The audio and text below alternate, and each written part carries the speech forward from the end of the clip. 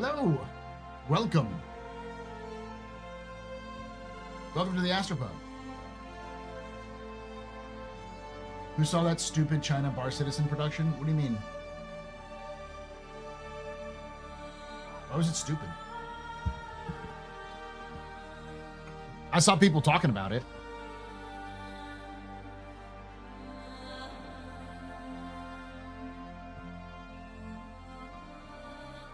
Hold on. Oh, season, sorry. China got their own ISC for a Bar Citizen? Well, yeah.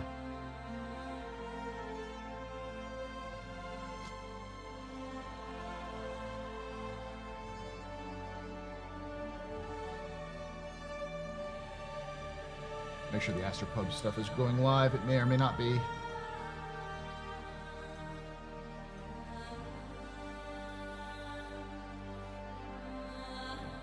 Should be live. Yeah.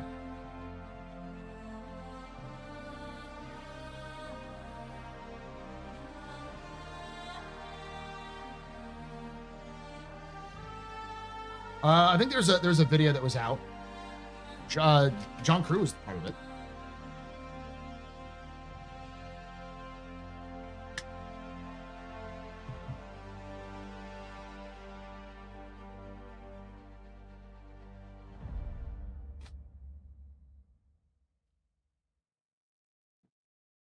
None of it was that surprising, honestly. Most of it was the stuff that I saw was mostly the same.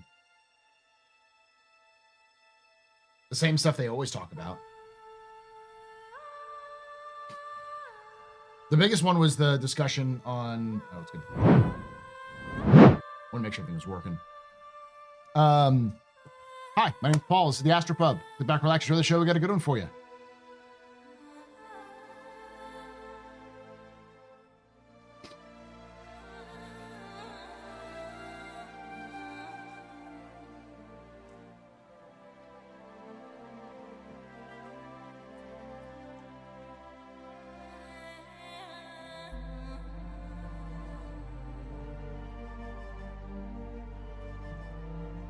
I'll have to look up and see what's going on.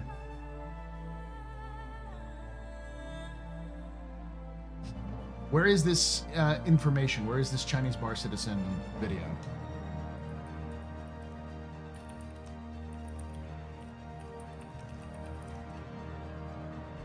Like 42 minutes long? First time thing, so I'm not going to explain what the show is. Should I explain what the show is? I can't change my format. Oh. It would take about 30 minutes out of our time to sit down with one of our CIG developers and make them answer questions from you, the Star Citizen community. In this case, our wonderful Chinese community. Somebody, I didn't get the name, sent us a massive, wonderful list of questions covering a huge variety of topics. Obviously, it's while we're hard at work getting the next release of Star Citizen now, what you guys are closing of Squadron 42. Whatnot. Sitting in a big convention hall and everything, probably don't got the most comfortable chairs and like, all right, Jared. Is Vegas gonna get together going to get its own special exclusive Star Citizen Live that's not available to all backers? No, but there is definitely going to be interviews that I'm going to have with CIG developers, and other people are going to have with other CIG developers like Sean Tracy and such. That you won't be able to see. It'll be pre-recorded. It'll be recorded and then posted later. But yeah, I mean, CIG devs are coming there and they've offered to talk. So there's going to be some level of that there.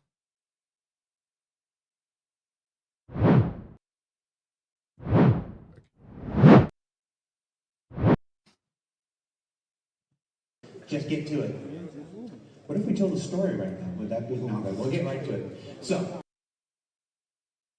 Why are people mad about this? It's not like CIG hasn't done this at like BCon. The reason why they're doing this is because they can't travel to China. You know? So they did this instead of having people travel to China because it's expensive to travel to China. And they're kind of cutting down on this. This is no different from what they've done in the past. Is John in China? Okay. It's a little different. Vehicle gameplay questions from the Chinese community with John Crew. In questions in no particular order, right off the bat, will there be more types of ground vehicles? Yes. There's obviously we have a range of ground vehicles at the moment, but they're pretty much a select few manufacturers and either wheeled tank tracks and a couple of hover ones, but they don't really cover the full range. Like I know you've had Alberto on SL in the past doing like The chopper. the chopper and like the Origin hover tank, and I'm not going to say which ones we want to do, but we do want to do more in the sort of gaps we have, like ACX. let's say combat hover vehicles rather than transport ones. Yeah, I've always had the. I feel like we've been doing this for 10 years now. I feel like at some point you and I have had casual conversations about some kind of like mobile base that kind of hovers around, like a floating platform with doors and rooms and stuff like that. Something more akin to a ship's to a proper ship size, like a Cutlass size or a Freelancer size, but ground and hovering. It's I always remember, I grew up with G.I. Joe and stuff, and those mobile base things, like the Rolling Thunder. Especially if it hovers. Considering what's going on in the world, I don't blame them, Saint. Yeah, to confuse people. Something like that. I think there's a lot of. It's because we've got very limited shows with sparse information, and they do this biggest info dump in an SCL that's this exclusive. Room for that. Yeah. I disagree that this is exclusive. Nothing I've heard so far is new. It's definitely something we've talked about and looked at. So, like in a typical Chinese, okay, this is not a shitting. I'm not shitting on the Chinese bar citizens, but the Chinese community has a problem. And if you are part of the Chinese community and watch me, because I know some people from the Chinese community do watch me, y'all should just learn to source, please. Do not take rumors as gossip or as gospel. Like this, I heard this one translated as CIG is building a hover vehicle that is a base type vehicle. It's like, that's not what they're saying. They're saying that, yeah, we've talked about this kind of idea. In the past, we have obviously ground vehicle garages and we have ship hangars. And the slight problem that has always somewhat interfered with that plan of a larger ground vehicle is our ground vehicle garages aren't big enough. Our ship hangars are, but not necessarily every ship hangar you can hover or drive a vehicle out of. Especially the ones with the ceiling exits. So it's coming up with a solution to that, and then we can have maybe not. I always forget the film with the big roving cities. Mortal Engines. Mortal Engines. I'm not going to say that big, but probably not that big. But we both. See, they were just. I heard the people report that that's what they're doing now. They're planning on doing it. It's like, no, they're not planning on doing that. What they're saying was they've talked about this in the past and they've joked about it. But like the problem about that is they'd have to build a vehicle to be able to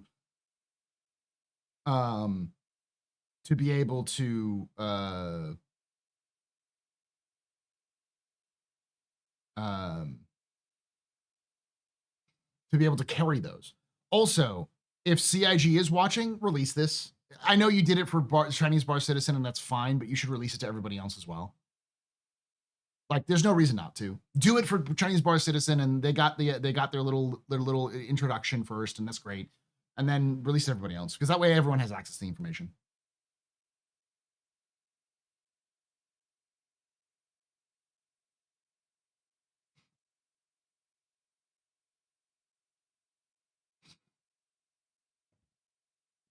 Been here long enough. Never to say never. Man, you guys find something to be salty about while getting a BJ. Real candid and honest. I think we need more gameplay systems that utilize ground vehicle technologies. The one thing that I think a lot of people don't realize is that there's a huge appetite for science fiction in China, and there isn't a lot in China right now. There's a growing science fiction writing community in China that does science fiction. But like most of the games that I've seen from Chinese developers is mostly based on like fantasy and, Soulsborne sort of things, mimicking JRPGs and such. Like, I would kill for a Chinese version of Star Citizen. Like, that'd be great. Like, more space games, please. And China's got the kind of resources to do that. But there's a couple. I was just had a meeting with Rick Porter, design director for the PU last week, where I wanted to pitch like. Yeah, this isn't scummy. When weather comes on. This is like the only thing it would be is like if you did a video, just release everybody else too. I get it's special snowflake for the Chinese bar citizen. Let them see it, let them get it a little early, and then let everyone else see it. And stuff, being able to, keep ships out. And it's not like I'm not watching it right now. Style, hog wild, kind of events that require hundreds of ground vehicles in place and stuff would be super cool. And that's just casual conversation between me and the You told me what? It's not a Tucker? to an idea, but it's just I think there's a lot more we can do to incentivize the use of ground vehicles. Oh, like there is a like legitimate, like yellow panic sort of thing that goes on in gaming communities. I compare it to how people 10 years ago were like absolutely like no Brazilians.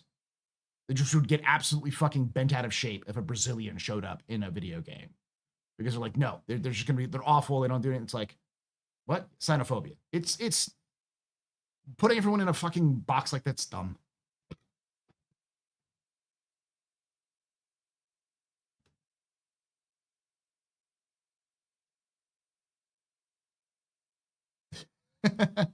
We have a lot of ground vehicles at the moment, but there isn't a lot of use, and the use they have sometimes is not ideal.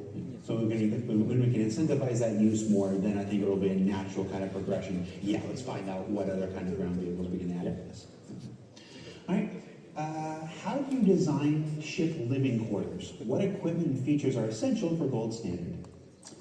So in terms of gold standards, living quarters really depends on the role of the ship. That's just about you, sir. Obviously, some ships don't have living quarters, and that really is a soft gate for how far and long you can use that ship. If you don't have living quarters, eventually food, drink, hygiene, and I guess tiredness sort of become your limiting factors. So if you want a ship to go a long distance, you need living quarters, and then they come in different scales. We have the bare bones one with beds that currently let you log in and out. Beyond that, if you have food, you need somewhere to. They will copy and do it alone. What? What are you talking about? I'm gonna speed this up a little bit too.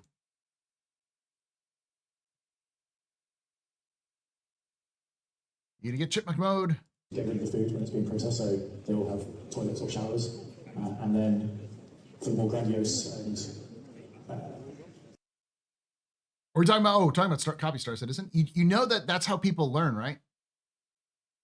That's how, like, do people forget that the first FPSs were just copies of Doom? They were called Doom clones for a reason. I love Marathon, but Marathon's a Doom clone with some slight changes here and there. That's how people learn. They copy what they see before, and then they evolve over time. The thing is that the Chinese gaming industry is very young. It only is emerged in the last couple of decades in terms of being a serious contender. So, and they only just recently got a lot of money. So what they're doing is they're just seeing what they like, because many of them grew up with American and Japanese video games. And so they're just copying American and Japanese video games because that's what they like. That's what Americans do all the time too, and Japanese developers. And eventually they'll find unique ways of expressing that. A Chinese version of Star Citizen would be fundamentally different from a version of Star Citizen we're going to get, you know? But Hello Combat Evolved was evolved. Yeah, but came after Marathon, you know? Luxurious ships. You go from. And that's the thing. I'm a space fan. I like Star Citizen, and I love, this is a community that I've been around for a long time, but I have never said that I would only play Star Citizen. I want more space games. I want more space games with ambition, and if they could do it right. And there's a lot of things that CIG is doing wrong that I'd love to see other developers do better. That's it. With a food machine on the wall, and you sit and eat your food, or stand and eat your food, too. You have a room, which has a seat, bed, toilet. Military ships, follow real-world military ships, and everyone doesn't have their own quarters. You have bunk rooms, with shared mess and galley, all the way up to luxury ship like the 90 Turn this up a little higher. apartment with everything in it. So it really depends on the role of the ship and the type of the ship. And it's got to have a bed. If it has food, it's got to have toilets. If there's a toilet, it might as well have a shower there as well. And this is all in preparation for gameplay systems Yes. to come online. Yeah, at the moment they're very much role-play things, and we spend a lot of time internally arguing about toilets and showers. We're not going to put a when on this, but if by the time your time here is done, my time here is done, if we don't have poop gameplay, I'm going to do it. Yeah. There'll be one of the directors who will be very upset about that as well. If we don't have that. This is the face of somebody who wants poop gameplay. And Chris, if you're there watching, sorry. No more poop gameplay. We made that as a joke, Jared. On the outside of this, single seat fighters. They obviously don't have living quarters. Most single seat fighters and similar ships allow for in-cockpit eating and drinking. I love seeing this question right now because there's this, this thing that happens where, you're running, you're getting in your ship, you're having to take off to clear an LZ or whatever. You didn't get a chance to stop and top up your vitals beforehand. There's nothing worse than, you're flying in your Avenger or whatever and you die of thirst because you can't pop a cerveza. Don't drink and fly. So, will single-seat fighters and similar ships allow cockpit drinking and eating? For me personally, yes, that is something I want. Ultimately, that is not my area of responsibility. It's more of an overall game direction thing. But I don't see why we wouldn't allow that in the future. Are there plans? Another example of this, John just said, I would love to see this, but it's not something we're doing in the future. But I can't see this. Why wouldn't it be something we do in the future? What I saw that reported as was that you will be able to eat and drink in your cockpit. It's like, that's the worst. Oh my God. There's the worst version of telephone. And I don't, maybe it's just telephone. Maybe it's just bad translations. But it's like, it always happens from the Chinese bar citizens where like these big grandiose statements come out. And then when you actually get down to the details, it's like, they didn't make any of these statements. People just blew it way out of proportion. For more ship weapon types. Obviously, we're seeing in the FPS weapons, the Volt weapons, which we talked about for a while, are finally making their journey from squadron to the PU. Are there additional ship weapon types that are percolating in someone's head here? There are a couple that, if I get my dates right, people will be seeing very soon in game. Again, things trickling from squadron. I'm so amused. Someone else has been streaming and talking about how bad the telephone game Star Citizen earlier today. It is why this So Vaz, this is something that I've said for a long time, is that CIG needs to streamline all of its communication, because that's the biggest problem, is that they need to have a single source of communication, which is easy for people to grasp, because right now they're relying on me and Board Gamer and Super Mac Bros and Mike and Space Tomato, all of these different creators.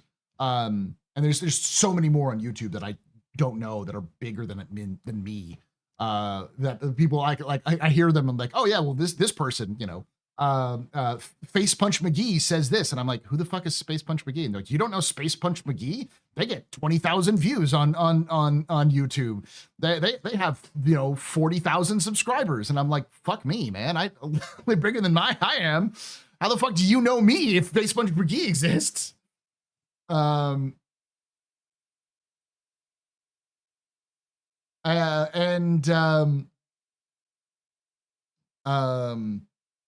yeah, they need to have a place where it's easier for people to follow, because that's one of the biggest problems, is that when you have that game of telephone, what I say or what Board says, or what Face Punch McGee says could easily be misinterpreted and spread around, especially if it's more sensational. But this problem specifically with Chinese bar citizens, it's egregious with Chinese bar citizens. Every year when they do these big Chinese bar citizens, there's some huge thing like Squadron 42 is coming to consoles, or Star Citizen is coming to consoles, or blah blah. This said ship is coming in this year, and it's always wrong. It's always wrong. And now that we actually see this, I saw the reporting, and now I'm seeing the video. It's got to be a telephone issue. It's got to be a mistranslation issue. Star Citizen. Beyond that, we haven't really looked into new weapon types. It's more expanding the range of the existing ones. So at a very simplistic level, we have ballistic ones, we have energy ones, and distortion ones. And then within that, you have cannons, repeaters, gatlings, and we have gaps in those lineups, because you also have the size ranges within Oh, this is going to be released during the video. Okay, cool. So it's filling Okay, so this is going to be an ILW video. They just released it early for Chinese. Okay, that makes those sense. out, giving them different flavors first before we chuck in another. No, I don't hold CIG responsible for that. There's other issues that CIG has, which is like specifically with its volume of information, because like if somebody really like, I can't tell you how many times I've had somebody come in and say, well, I haven't heard anything about the Ironclad. And I'm like, the fuck you mean you haven't heard anything? They talked about it like two days ago on the Spectrum. And they're like, oh, really? You know, I've seen people get like worked up, frothing in the mouth, at least digitally, like fucking like posting through it, like paragraphs, manifestos posted in comment sections and on Twitch chats on things that were easily available to understand and to update. And I don't blame them for being mad about it. It's because CIG doesn't make it easy for you to understand that these big special snowflake thing they want is easily available, because it's not easily available in one location. You have to know like about the dev tracker and go to the dev tracker, or hope that one of your content creators that you follow brings it up in a comment, you know? Archetype. For me, I mean, obviously I'm a Star Wars guy and whatever, but my affinity for Star Trek has always made me want beam weapons. We talk about beam weapons. I feel like it comes up every year. You know, maybe not for you don't want to see a Gladius flying around with a beam out of his nose, whatever. But for these larger ships, like a hammerhead and above you. It's not. It's their lips aren't matched, because this is a recording of a recording, y'all. This is a like a phone recording of a video at a convention hall. It's going to be desynced. The ability to have like beams would just be such a cool visual, and that's one of the things I every once in a while I just kind of hope. Is this the year beam weapons? I think this is the European weapons. Oh, you think this is the year beam? Right, that was. I think the reaction there. I was aware of the year beam weapons. Can ballistic weapons have quick magazine swaps? Currently, their sustainability is limited to resupply or full weapon replacement. Is this intentional for balancing energy in ballistic weapons? Yes, that is something we definitely want to do. Chris mentioned this to me again. Yes, this is Chinese propaganda, chat. This is Xi Jinping sponsored Chinese propaganda. This is specifically to destroy the virality of men. What was our precious bodily fluids? This is propaganda to destroy our precious bodily fluids. Last week before, going back to the previous topic about filling in the gaps, we're looking at filling in some of those gaps, and some of them are ballistic ones. And as part of the design for them, they do have, or will have. It would be nice if Chinese just did, if Jared just did the role in presentation in Chinese. I don't think he speaks any Chinese languages. Physical magazines that you can reload. So from the outside of, say, Gladius, maybe Gladius, for example, let's go Avenger. When they run out, you will need to go and restock. Well, if you brought spare magazines or ammo housings with you, you can go replace them. A friend could go replace them with their supplies. Not every ship will be like that. It's not, say, practical on Hammerhead to have all 24 guns ballistic, and someone's going to spend all their time outside the ship, either in or around in combat trying to plug magazines in. For some ships, they will have essentially an internal reloading mechanism, and that will take the format of, there will be a designated area in the ship. Oh no! Which should hopefully be near the Bow down! And it's similar to how base building will work, in that you'll be taking your resources, in this case, boxes. Someone check on oh god, what's a good Chinese name? I'm trying to do a Chinese name that's not racist. Someone check on Wong. No, that's kind of nah, that's Wong. Obviously, I generated. Someone check on Lee. Is Lee okay? Zhao, yeah, well. Someone check on Lee. Is Lee okay? Ammo, feeding it into the machine, which then will put it into the ship's internal Don't break your phone. storage, and then the ship itself will resupply. Citizen Lee down! Citizen Lee down! Rather than you have to manage 24 individual magazines, someone will just be L.I. feeding the crates of ammo in as needed.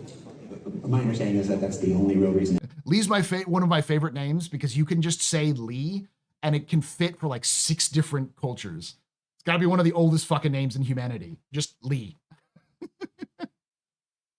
Have children. Yes. Yeah.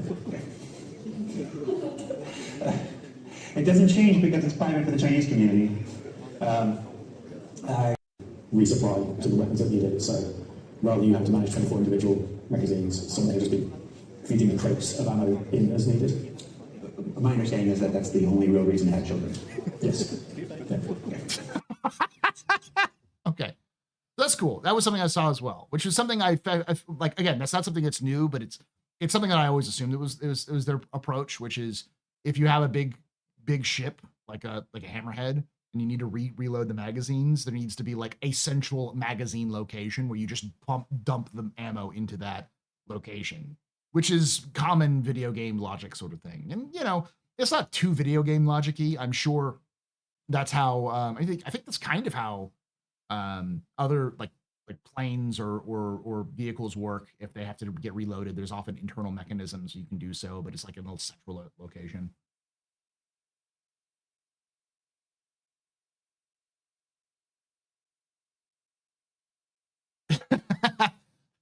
Huawei phone's stronger than Nokia. No need to worry about breaking. It doesn't change because it's private for the Chinese community. Can the Mobi-class ship interface include remote-controlled doors, elevators, and cargo ramps? Using mags in the first place is crazy. We're gonna be using boxes. I don't think this isn't gonna be like you pull out like a magazine and you just stick it into a slot. You're gonna be putting you're gonna be carrying like a small crate and you're just gonna be shoving it into locations. Yeah, that for years. Desperately want this to be a thing. Pushing on it internally again. Thank you, chat. Thank you for chat for saying that my use of Wang is not racist because it's super common. Thank you. Not directly in my wheelhouse. I thought it was, but it was just like I was trying to be like, oh, what's a good name like Yang? Yang is kind of works, but like with a W, and I was like, wait. So it's subject to other teams' schedules and direction. But yes, being able to unlock, lock, open doors from the Mobi-class for your ship. Sorry, beginning of this year, this is a good time as any to reiterate this. You know, the beginning of this year we had Benoit on and talked about the big change in focus of this year. This year's focus for feature teams is on closing Squadron 42 out and improving stability and performance without introducing the stability and hits that come with new features. We don't know how long it's going to last, but we're definitely still in that period right now where we're still refining, we're still fixing up the PE, stuff like this. So it's not an anytime soon kind of thing. Just to put a little expectation benchmark on it. But a lot of these things, we've got this line list. There's things that we're all chomping with. I know that the team that's doing it has a lot of stuff, and there's a lot of stuff that players have asked for, like the 3D landing camera on the radar. Like they're doing that before. Yeah, but it's always been, it's the choice in years previous has always been go to the new feature or the new feature. And this year we made the choice to go to stability, to go to performance like this, and that benefit is very apparent already. And there's still more work to do, and there's still more that we're going to continue to do. So while it can sometimes be hard to accept the weight for this thing that everybody wants and whatnot, I still think it's the right decision this year. And I think a lot of folks would probably agree. This focus on stability and performance this year is paramount.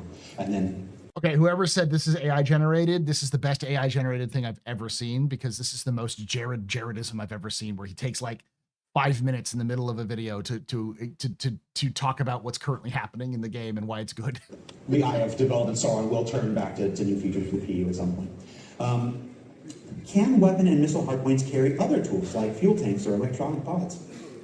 That is something, not those two specific things in particular, but again, not to give too much away, but in the very near future, we're going to start experimenting with some alternative options for what missile racks can carry. Right. Yeah, you're of course talking about Invictus launcher. Yes. Yeah. So you'll see a couple new items that you swap out both on the exterior ships, on the airplanes, and the interior. Yeah. Some component upgrades and stuff. So look out for that. Yeah. Some alternative options for what missile racks can carry. Right. That is something, not those two specific things in particular, but again, not to give too much away, but in the very near future, we're going to start experimenting with some alternative options for what missile racks can carry. Right. Yeah. You're okay, so that's what you were talking about, Tucker. You were talking about this on Thursday, that bomb racks. You weren't the only one. Multiple people in chat were all talking about the bomb racks thing. So I know it was real, but I figured it was real, but it was one of those things where like, treat it as a rumor until we get hard confirmed, because it's like we need to meet these sorts of things. About Invictus launcher. Yes. Yeah. So you'll see a couple new items that you swap out both on the exterior ships, on the airplanes, and the interior. Yeah. Some component upgrades and stuff. So look out for that. Yeah. It's getting very confusing filming this in advance. before. If I remember correctly, in order to reach Chinese players, companies must collab with Chinese companies first. Are they going to promote directly? I don't know what the status is with that, but I'd imagine, I don't know if it matters digitally. And I don't know how stringent those are. Because, like, I know that there are indie titles which are available in China from non-Chinese devs. And I don't think they have to, like, sell their idea to a Chinese company in order for them to sell it to China. I think there are some, especially like earlier, there were some developers who had to, like, partner with Chinese companies because China wanted to try to, you know, build their own game companies, and so they wanted to, like, have some of that flow, the game go through it. But I don't know. I don't think the idea is you have to go through it. I think you still have to meet Chinese censorship laws, and there's a stringent amount of laws when it comes to, like, MMOs. But I don't think, like, for instance, the RSI website is banned in China or anything like that. I think you could still probably access Star Citizen's website in China. And if you can access Star Citizen's website in China, you can download the game and play it. Like, there's nothing that's stopping you from doing that. So, flying to be here with everyone in this room wherever I am. Oh yeah, say something to future you. Hello, please get a haircut before you go to China. Currently, marine seats on ships feel underutilized. Will they have unique functions in the future? Assuming this is Drop seats, yes, they sort of do already, but it's sort of underutilized or unnoticed feature in that we do impart G-forces onto loose actors within ships. So for dropped ships, if you have 20 people. I don't think CIG's servers are Chinese servers. I think they're, like, South Korean servers. They do have Asian servers, but they're either China, they're either Korean or, like, Singapore, one of the two. Crammed in the back of the Valkyrie, and the pilot does a hard turn. You're all ragdolling. Why they still not release this to us? What the fuck? It's coming out during Invictus, apparently. Over. Is it Hong Kong? That's China. It doesn't happen really as much as we want or the way we want it. It's very binary at the moment. Like, big impulse happens, everyone falls over. Whereas the way Chris was talking about it is your gravity generator on ships, which is not yet a physicalized item but will be, sort of lags in its compensation of gravity. So rather than being too much gravity, everyone fall over, it's hard turn, gravity's failing, everything starts getting loose, and if it continues, then people start not necessarily falling over, but almost like EVAing inside the ship because the gravity cannot keep up with the force and the directions. So then, being sat in the seats, you're not having to deal with any of that. But the counter to that is we want to make dropships be more utilised. At the moment, they're probably not tanky enough. Just like they don't have enough health to survive the dropping versus other ships. So we've got to bump that up. You get people using them. Dropships are literally the living manifestation of putting all your eggs in one basket. Hong Kong is South China, my mother's birthplace. Yeah, but Hong Kong is also part of the CCP. That's my point. It's like someone was saying that they need to have some Chinese partnership with if they have servers in China. And I don't know, like that feels like old information based off of my own admittedly limited experience with how games work around Chinese Chinese.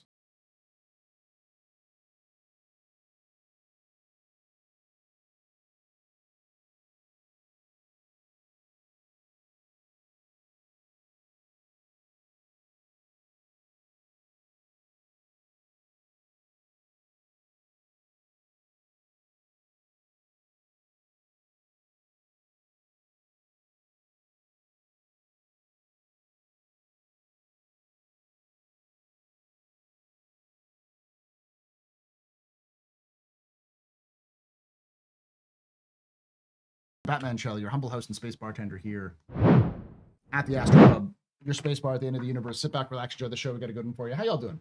We were just watching the thing that everyone's mad at because stupid xenophobia exists even in our. Let me make a quick plea, y'all. Someone's nationality doesn't mean they're any different from you individually.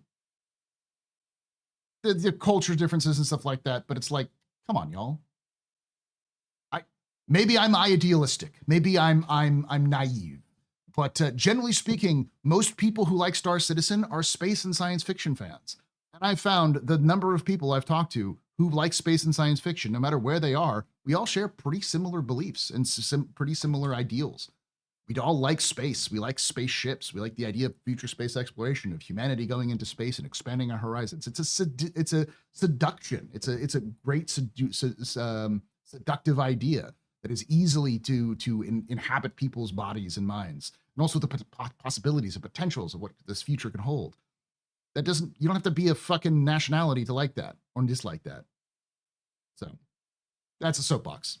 The only thing I was gonna say is, I've said is that this should probably release to everybody. Like, I understand that they did it explicitly for China, which is nice, but like they should also release it to everybody else so they could also see it. But apparently they're gonna release this around Invictus anyways. So okay.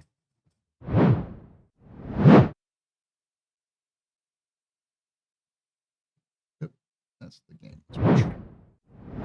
Go bald? Nah. I need to cut my hair more normally. What's the beef, Reno? Oh, the main issue is that people are mad that the Chinese bar citizen got its own SEL dedicated to them, and everyone's like, "Bruh, China get treatment. I don't. Me mad." Need to survive the drop for people to bother using them. But like, so it's marching it right now. sort of a typical thing. The Zeus's design is impressive, especially the interior. Will the Galaxy follow a similar style? Boy, I hope so. Yes, obviously we talked about it. CitizenCon doing the RSI ships in sort of sequence. So we've done the Polaris, doing the Perseus at the moment, and then the Galaxy will be after. The difference between the Galaxy. CIG isn't trying to hide it, y'all. This is just, they thought this would be neat. CIG doesn't get a chance to go to a lot of like places like China. Take away my and I think there's like 2 bar citizens in China. You can take away my space suit. It's not like there are even take away my space insignificant number lasers. of people who play the game there. But you can never, ever take away my space game.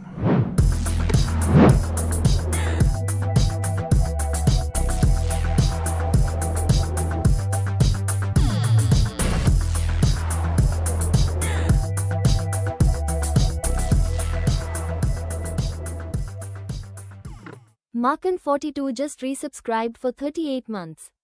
Thank you so much, Markin, for that 38 months. Macron, for that 38 months. You're very important, proper, very impressive, very pedestrian. This your father, drink. Shots and cheers in chat. Shots and cheers.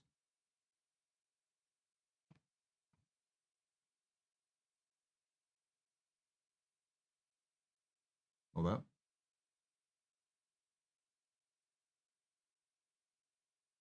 Got one more. G sharp. Wait for it.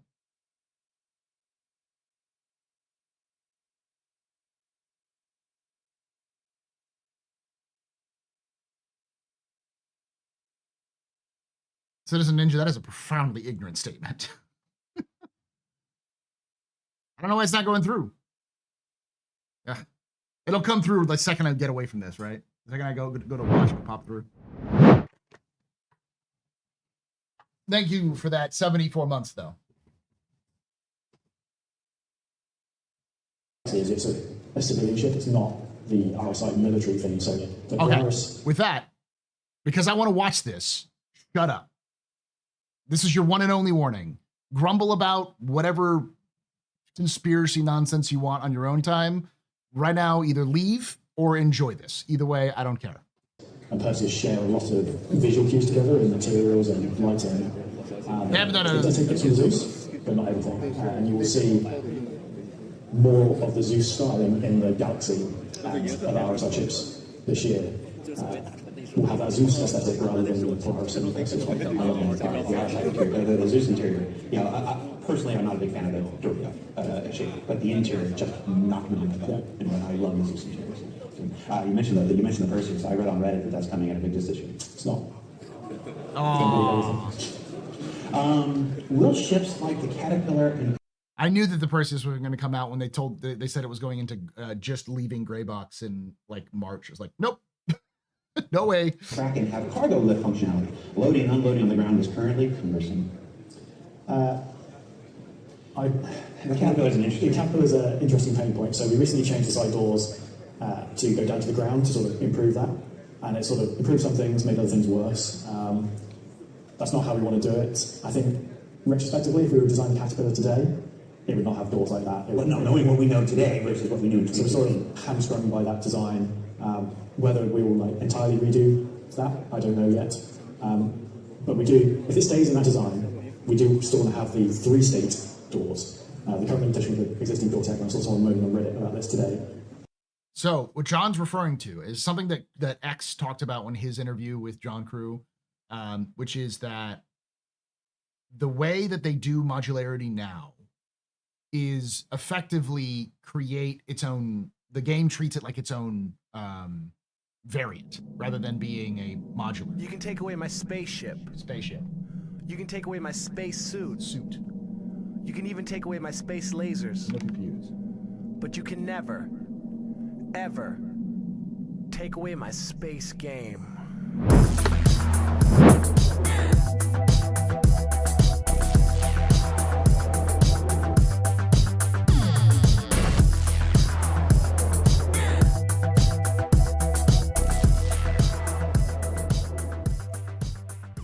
Look Aloud just resubscribed for 2 months. Sorry to cut you off and make you dance XD. Thank you so much, Luke Loud, for that 2 months of support. You're very important, Papa. Very precipice. Very precipice. This is your fault. Shots and cheers to y'all. Shots and cheers.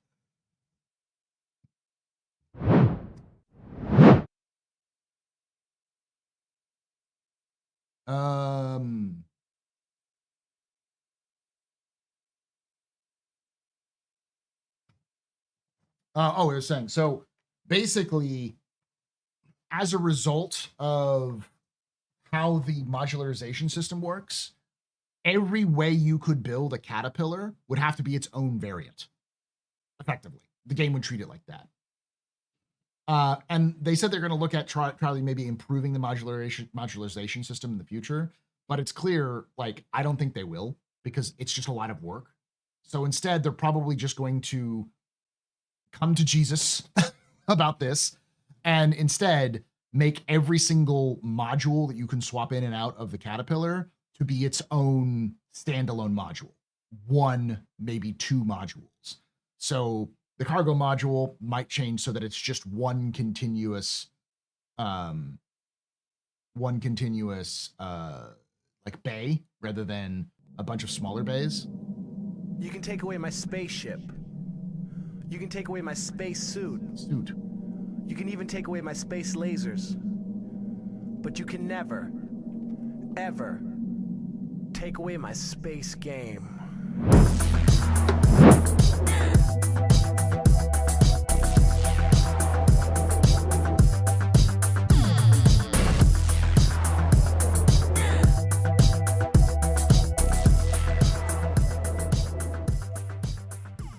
R. John 7 just resubscribed for 5 months. Thanks so much for that 5 months of support there, R. John. You're very important, Pupper, very precipice, very mean pedestrian. This is your fault. There's no drinking night. Shots and cheers in chat. Y'all shots and cheers. How about a variant of the Storm that doesn't see this driver destroyed after being disabled? No. God damn it. There it is. You can take away my spaceship. Oh, wait, that's its membership. You can take away my space suit. Almost 2 You can years. even take away my Jesus. space lasers. What? But you can never, Ever ever take away my space game.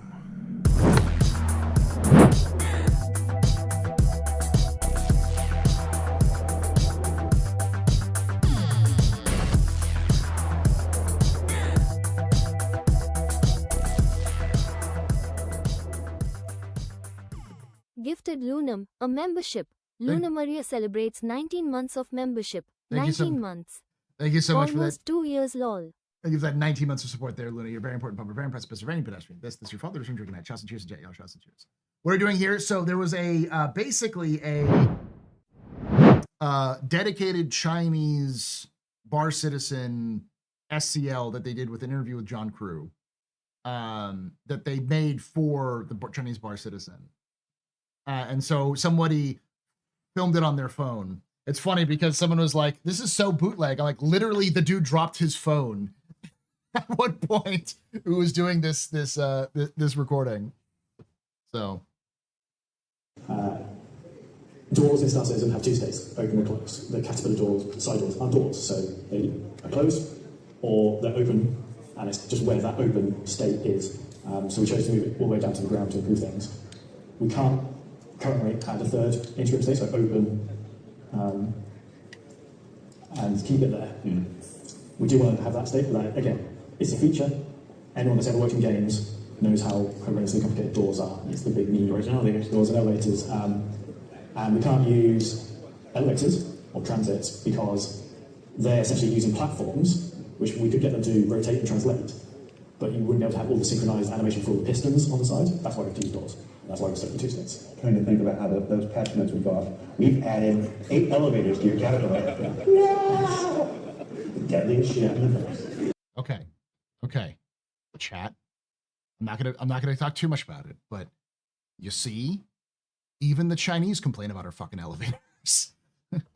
If you can bond over one thing, bond over how the entirety of the Star Citizen community over the entire goddamn globe hates the fucking elevators. And then the cracking, I honestly can't remember right now how the main entrance. Yeah, I did speed it up. I think it does have a lift on the I bottom. think it just kind of tips on the side. It just all falls out. Drops everything. But we are going to be looking again at the Kraken concept soon, because hopefully towards the end of this year it will be going into pre-production. You just gave somebody a heart attack. Who's it this year? Going into production. Going in pre-production. Not coming out this year. Read my lips, no new Kraken. Wow, that's a George H.W. Bush. Wow, mold. Can the Reclaimer, here's the difference. Can the Reclaimer's rear cargo platform be adjusted to avoid blocking 8 SCU plus a cargo? Again, another ship, knowing what we know today, would not exist in its current form. The Reclaimer is an interesting one. I'm aware of that issue. It's something, if I can find someone free to do it, but it's a snowball effect with the Reclaimer. Everything is, the way it was built back in the day is not conducive to quick and easy changes. It's sort of, you change that, you end up having to change a lot of the rear rooms. And this is an interesting quirk we found when we did the whole scene.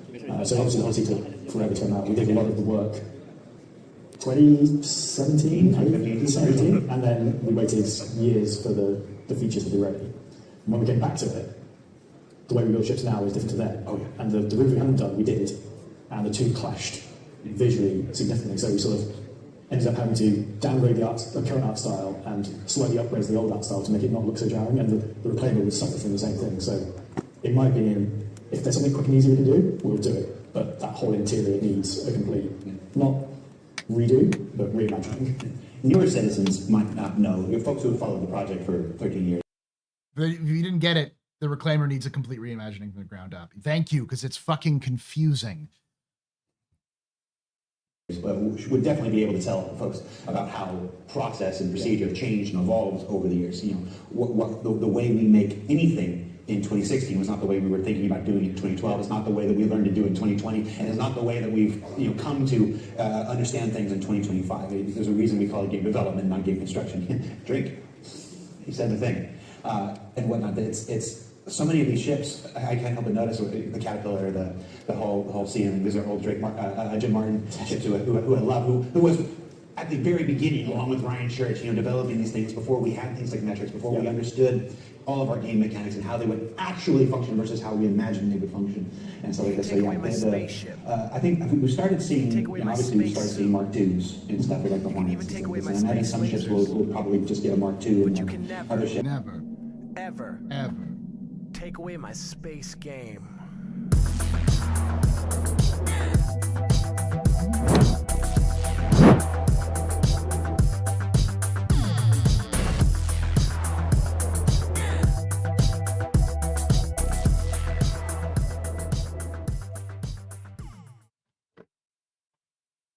Who was that? Thank you so much to Cosmic Muppet for that ultra VIP status. You're very important, Pupper, very impressive, a very media pedestrian. You rock. Shots and cheers and chat, y'all. Shots and cheers on the YouTubes. All right. Ships like the Reclaimer, the Caterpillar, need some more TLC, need some more, time going back and fixing these things. Yeah, the question that is starting to pop up more and more is what necessitates or drives the reason for a Mark II versus just update the existing one. And really that comes down to, we could do a Mark II for something that functions, and we just want to sort of deprecate the visual style of it. The Hornets, for example, there's nothing wrong with the Mark I Hornets. Lunam, super chatted $7.18. Throws money at the dancing pole. Thank you, Luna. I am just dancing for your amusement. Have the cooler Mark II Hornets visually out there. But for things like the Reclaimer, if we made a Mark II Reclaimer, we've still got to make the Mark I Reclaimer actually function how it's supposed to function with the salvage mechanic. At which point, that's redoing a lot of it. So there won't be like a Mark II Reclaimer. The amount of work will just be an updated Reclaimer. Just a couple more questions, and we'll wrap up here. Modules are often expensive, optional additions. I love the fact that they addressed, this is why I want it to be released publicly, because John Crew basically just said, shut the fuck up about Mark IIs. We're not replacing everything with a Mark II. We still have to make the Mark I version work. So what we're doing is, if we're going to fix your ship, we're going to completely build the ship from scratch. We're not going to sell you a new one, which is what, it's kind of old talking point now. But that was a big concern 2 years ago. So will modules for ships like the Galaxy be available for in-game currency upon release, so players aren't stuck with half-functional ships? The modules, it's an interesting one. Part of it's an economy reason, part of it's a marketing reason, and part of it is It's pledge law. Stuff like this. The Retaliator is really the only one that we've released with modules, and it sort of has an awkward. There was two ways to get a Retaliator at the time. There was the original pledge, which it was a bomber. It wasn't modular. And then there's the modular version. When that was announced, you couldn't get the bomber one anymore, so people were pledging for the base one with no modules, and then you opted into the modules after that. So when we came to deliver it, we had to deliver both of them. So there was a lot of people that had the bomber one as like a loaner ship for their one without it, and were surprised that they didn't have anything. And the current rules set it's the same as any new ship, that it will be available in game after X amount of time from its actual release. So I know the amount of time. I mean, I just can't remember it specifically. I don't want to say the wrong thing right now, but it comes down to there's, again, I'm not going to get into it. There's general marketing stuff, and then there's actually some laws and crowdfunding in place that you have to deliver the thing to those people who pay money before you can give it to stuff like that and whatever. So I don't have to worry about that stuff, which is why I don't have the information. I don't know if it's the case right now, but the Retaliator modules, maybe they're not in the in-game shops. Maybe that might be a technical reason. Lee's getting tired. He's getting tired. All right, no. Lee's back. All right, good job, Lee. Keep it up. I know that's going to be hard to hold it like this, buddy. You got this, all right? Can ship hull damage and breakage effects, as seen in Squadron 42, that's Maelstrom, be implemented in the PU? Yes, that is the plan. Maelstrom is full speed ahead in Squadron. My team and a lot of other teams are working on it currently. I think they are about, at the time of recording, about, I'm going to say 70% of the way through converting that's more than the ship required for Squadron to Maelstrom. So it's been built in a way that facilitates, we take the existing damage model that's in StarCitizen, press a few buttons, that's the Maelstrom version. It visually behaves the same, but it's using all the physical behaviours under the hood of it. That's converted to Maelstrom, that's the 70% quote. After that, Tech Art and Art can go in and chop it up more if they wish. Make it better, shinier, break into more parts, make it more believable. Lee, wake up, Citizen Lee, let's go. All the ships you fly and fight the most are getting that first. So the actual fully Maelstrom conversion is a lot lower percentage. But Lee's drifting, man. Lee's drifting. Way through it. Can he do it? There's a lot Can he of make it? in Squadron, but a lot of them are only used once, so they're just going to get the PU damage model ported to Maelstrom. Done. Bootleg video from the Chinese Bar Citizen of a dedicated ISE to the Chinese Bar Citizen. To give you a little behind the scenes, it was just a week or two ago when I messaged him about something or whatever, and Jesse looked at me, he's like, I'm in a Maelstrom now, can I get to it later? I'm like, okay. Yeah. It's a whole new way of thinking about, so again, like you said just before, things we did years ago, in the case of Maelstrom, things we did weeks ago, is not how we need to do things going forwards. But it's definitely underway. Yeah, and it all does genuinely work, and it behaves physically correctly, and you see the visual result. Like all those ships in the Citizen Command Squadron gameplay video, those are all Maelstrom, and they break up differently to how things do in PvP now. He's fading again. Stretch it out, How Lee. is weight You got this. calculated, and what are You its got effects, such as ship like overloading? 20 minutes Talk left. about that. Yeah, There's 10 minutes left. all related. There's two answers to this, both of the I'm as amused by the camera work as I am. correct answer, but it depends what project you're working on. So obviously a squadron is Maelstrom, and that does a lot of the work for you. So depending on the material you apply to the ship, or per parts of the ship, like you could have left wing be one material, right wing be another. You set the thickness of it. It calculates the surface area of that part based on the physics mesh of it. Focus. Does some clever maths for the thickness value provided, and then that part is that weight. So you apply a titanium wing, it's lighter than a steel wing, and it all just goes into the physics engine and just works at the end. Just works. Starcitizen He said is it. different because we don't have Maelstrom, in that it's more designery numbered, and the process we've done for years is you take a rough volume of the ship, and 3ds Max calculates the volume of it, and we put it into an Excel that I made years ago, and that you take that volume, you take away the volume of the interior space, which is another mesh, that gives you a volume of the hull, you multiply that by a density value we decide, which has some plus and minus, very like plus 5% for Aegis, because it's a combat manufacturing versus Origin, which is all high-tech and carbon fibre plasticky stuff. That gives you a mass for the entire ship, and you put that on the entire ship, and then the game engine goes, about 50% of the volume of this ship is this part, so I'm going to put 50% of that mass here, and that's why occasionally you see things behave oddly, because the physics is misinterpreted. Maybe the asset has a slightly dodgy physics proxy, and it thinks it's got 5% of the mass when it should have 50% of the mass, and it flies off to space, or the reverse.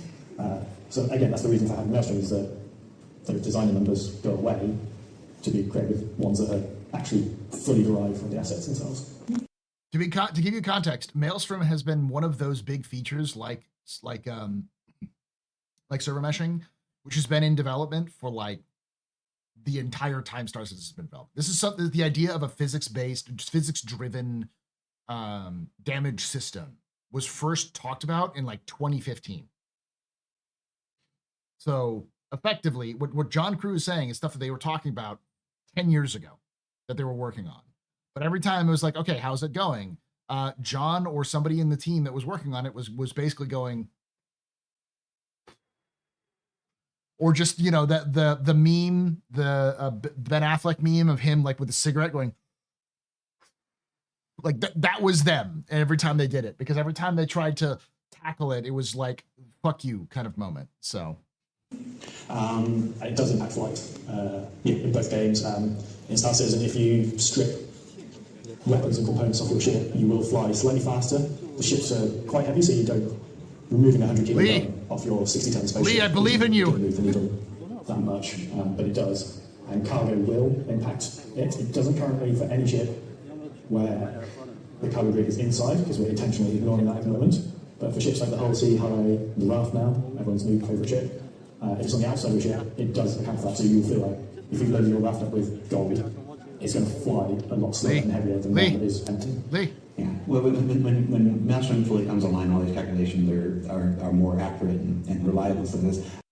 Star Citizen's big features are historically 100 devs versus one code gorilla. I've always thought it would be cool to, you got the folks like Atmo and like XGR, so they do the races, like to do a cargo race. Like you have to load up 200 tons of cargo, whatever. However you want to do it. You want to do it on the exterior, like whatever, but there has to be that much cargo on the ship and whatever, just to kind of affect the handling if you put on white, and you have to catch your ship and swap out your components as necessary, to help with some chop bits off your ship to reduce the weight. Swap out Lee. Swap out with somebody. Maybe you clip a bit of your ship intentionally, so that breaks. I was like, I don't need that to go, and you pick up a little more speed and stuff like that. It's, I'm always more interested in like a cannonball run style.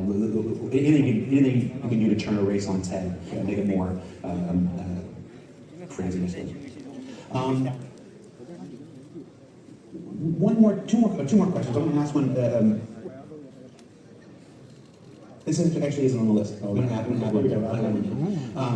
yesterday, I think it was yesterday, in the PTU, folks saw some handling changes Yes. to capital ships. Yeah. I think at that point it's only rolled out for the Polaris, and whether it goes to the 890, John, so I don't know the answer to that yet. But these handling changes, the Polaris has sort of been everywhere and everyone's enemy for a little bit. Like, we see the posts where people are like, oh, this would have been great if I didn't have to encounter a Polaris right there, because they're just too damn fast. Yeah. They're too damn fast. They're too damn zippy. Not anymore. So talk to me about this change that we're making. Yeah. So out of the box, the Polaris was too fast and too agile. We were a bit concerned about making it too slow. It was like the first proper military capital ship in the game. But we played it safe too far on the agility side now.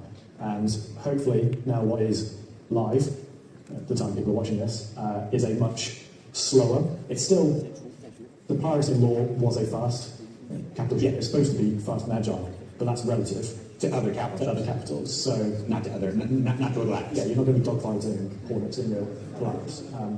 So we did slow it down pretty much in all aspects in terms of speed, boost, rotational rates and accelerations.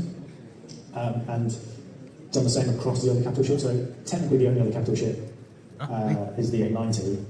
The Reclaimers is sort of weird. It wasn't a capital ship, but it now has capital items. But we've got back and looked at them all and made sure they're all... It's also affecting the NPC Idrises. So when people steal an Idris, and now they're going to notice that it handles differently. The same whenever an NPC Javelin turns up.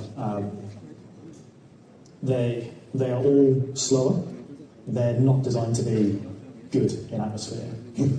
So hopefully all the sights of Polaris's nose down over mine craters should start disappearing, because bringing a capital ship into atmosphere needs to be a big event. Like, this is a big commitment. You should be a sitting duck. Some of them can't even get back out of atmosphere unless they have dedicated VTOLs. So we just don't want to see these big ships. Anyway, they should be big events when you come across them, not 10 penny.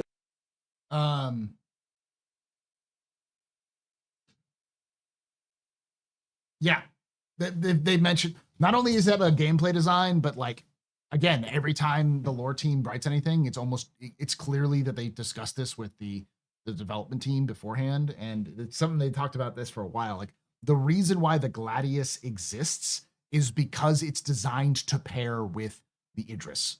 Like, the Gladius was designed as the scout fighter for the Idris in the lore.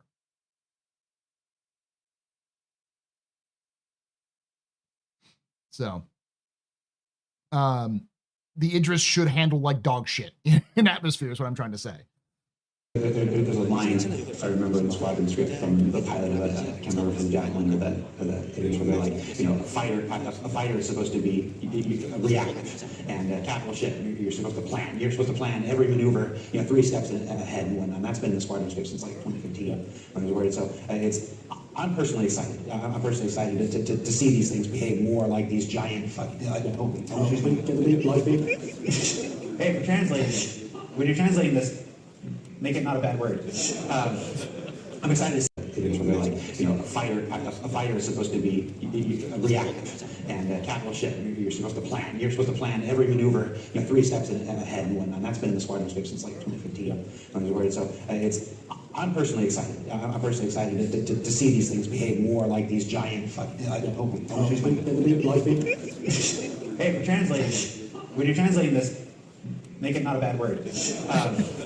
I'm excited to see them more lumbering and more imposing and more like a whale, like a whale in space, as opposed to. I think there's other levers we're going to start pulling as well on them in terms of like fuel and insurance timers, because they are big events. Like, if you're bringing one out, sure, you can use it as your daily driver. There will be downsides and consequences to that if you don't protect it. And of course, this is not the first set of changes. This won't be the last set of changes. This is just the next set of changes. The beautiful thing about starcitizen and running a live environment in the middle of our development is that we get to try a thing and then let it go for a month, and try a thing, let it go for a month. It's like this with this new release cadence this year. We've already done 4 patches this year. We're about to do our 5th one by the time folks watch this, which is insane. We're not even halfway through the year yet. There'll be a lot more opportunities to try something. We have a lot of ships in the game. There's still a fair amount to come. So it's always a delicate balancing act between balancing for the game we have now And the game in the future. And sometimes we go a bit too close one way or the other. So you'll see things like, oh, this isn't that better than the others. Yeah. And then we have to do a realignment to spread out the range. Like we did a pass recently on the heavy fighters to sort of. There's all the F8 owners complaining about it, but to make space for there to be a slow, heavy, tanky one and a fast one relative for a heavy fighter, and gaps in there to slot other options in. And it's the same across all of them, and that range is going to grow and contract as more ships get added in the game. I feel like Zumi Polaris was us being just as excited to get it out as as players were, and let folks have fun with it. But I feel like this change was always there. Yeah, it was always coming. So it was just a case of when people do it. And as new flight characteristics, What year was this broadcasted? Yesterday? I know. Who starts with J? I keep wanting to say Juke. It's not Juke. Jerk. Yeah. Yes. As Jerk comes online, so that'll change. Jerk and control sources will change the landscape again. Yeah. Flight. So it's just I want to caution people against doom and gloom. When you see these changes come out 1 month, remember there's still work being done. Jerk and control services and. The new almost monthly cadence of releases this entire year means that we get opportunities to try something and try something and try something and try something. Yeah. So, Jared, you should know better. People are going to doom and gloom no matter what. That's just how people are. Last question before I'll let you go here. We've got a lot of good information. This episode is obviously going to the members of our Chinese community, to those big events that I've never been invited to. I'm gonna go. We're going to release this to the public sometime during Invictus and whatnot, because everybody deserves to have the information. We've given them these questions came from the Chinese community where you give them their first shot at seeing them and stuff like that. That was a nice little thing we can do. I want to ask you about the ships that are coming this year. Well, we've got a lot of good information here. I want something that folks aren't expecting. Can you tell me, just name for me, one ship that's coming this year that folks might not know about? So go for the RSI Meteor. Meteor. RSI Meteor. What is that? What is it? Just it punches above its weight. Get another drink in. Guys, I may just drop some much on my elbow from the top rope. All right, cool. The RSI Meteor. Yeah, so I look forward to that at some point. It's a heavy fighter or light fighter. Was it a heavy fighter? It's the Mantis fighter. It's the fighter based off the Mantis chassis. Want to see the right for the people are wondering. The memes of Jerk coming into the game. Well, see, Mount Stunner, the thing is that Jerk is something that CIG adopted from the community. The community, I think it's a term itself borrowed from DCS and maybe even actual like flight and piloting. But Jerk is the idea that like your movement should have some pull to it. So it's like, it's not just a standard you turn right. Like there's going to be some movement, and if you the way that move works is going to be more jumpy. So you turn right, your responsiveness may be faster than otherwise, which will cause your aim to get thrown off because your whole frame is moving. It's a physics term, okay. But and I could be wrong on that one. This is based off of what I remember from a while.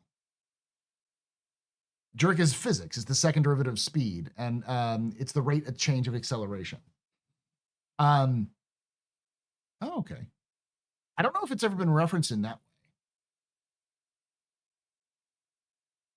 Because but I've heard it being mentioned as part of gameplay balance discussion around movement in Star Citizen.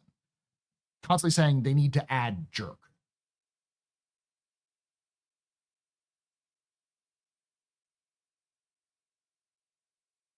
So it's basically, if they're talking about it with physics in terms of referencing it as physics, then it's just the changes in acceleration, the change in speed.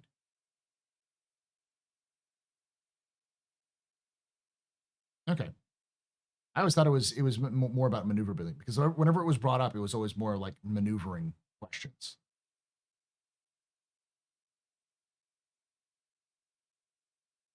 I thought they already had jerk values and snap values in Jason's. How quickly the acceleration changed. Okay.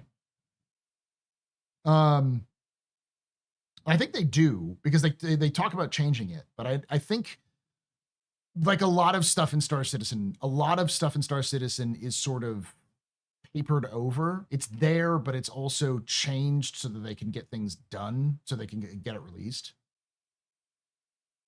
Maneuvering is acceleration. Yeah, but the way it was always couched in the community was that maneuvering was acceleration and jerk were not the same idea. Maybe I was wrong on that one. Both from the name and manufacturer and see who's right. So yeah, thanks for watching, everybody. This has been Star. Did you notice the new energy weapon recoils are still backwards? Are they? This is Not So Live with John Crew. And of course, if you're watching it a little bit later. Any news on Perseus I'm hearing is getting buffed to size 8s? No, I've heard people say it. I need to have references. People need to, y'all know by now, if you're coming in with rumors, come in with receipts. It's a rumor until there's receipts. So until there's, and I've heard the rumor, a couple people have mentioned it, but couldn't tell you. During Invictus, hope you found the show informative. There's enough misinformation that goes around Star Citizen that you just need to You want to go add spend some time to. with your puppet? You haven't visited your puppet. I haven't visited. Shall I go get my puppet? You want to go get it right now? All right, I'll go get one now. But you've ignored him. The only references are a few chat logs and people from Bar Citizen talking to JC. Oh, for the size 8s? Yeah, no. Absolutely do not trust sources. Trust me, bro, sources when it comes to any Bar Citizen discussion. Because notoriously, the Chinese Bar Citizens are a game of telephone and lost in translation. Just watching this video, based off the summaries I heard, the first half of this video was entirely mistranslated. Because the first half of this video was like, they're making a base ship that's going to be like your home base that's going to hover. They talked about doing hover tanks. They talked about what was the other one?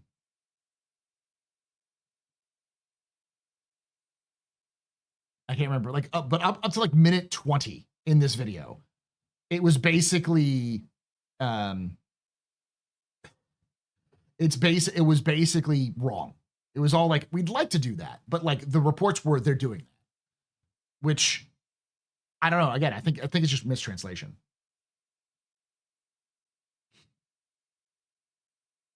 That's right. Only cold hard facts infused with copious amounts of hopium. You know it. But at least if I have the source, I can speculate on the source because there's context with the source. The context of John Crew being drunk at a Bar Citizen talking isn't much. You've had your child since November of last year, and you've done nothing with him. You don't visit. You certainly don't send alimony or anything. It's. Oh, no, they brought you back. They brought you back. Oh, maybe. We'll go back to that. Okay. This is just as awkward as it is. Well, John, there were many things you were not a puppeteer. No. Gotta find where my mouth is inside it. I know where's mine. There we go. There you go. Say something John Crew would never say. I hate Dre chips. Don't think that. That might fit amended. All right, folks. Thanks for watching. Take care. We'll see you next week. Or I don't know when this airs, but we'll see you for another show. There's always another show. Bye, everybody.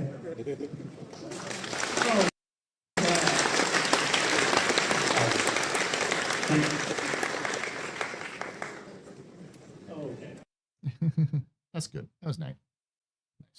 All right. Yeah, the only issue I have with that is it needs to be released to everybody else at some point. It'd be nice if people can see it, because otherwise people are going to get pissy about it. But I'm going to say something, and this is going to sound like I'm coping or whatever, but it's not. There's almost no difference between that and a dev going to Beacon or to Star Citizen or to Quantum Vegas and talking about stuff that is coming to the game. Can I share the link to the video? Yes, I will. That was actually Star Jump Grim. So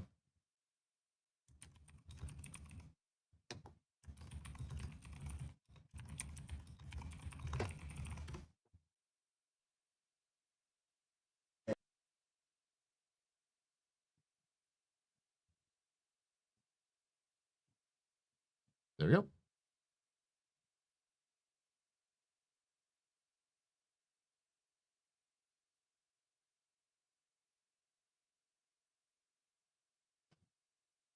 How do you feel about this exclusive show in a year with a lot less video content?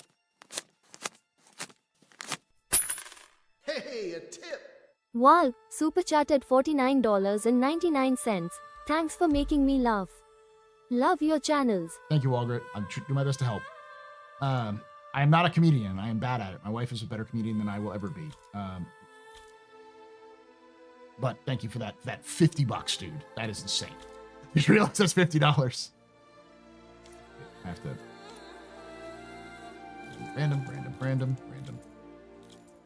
Perfect.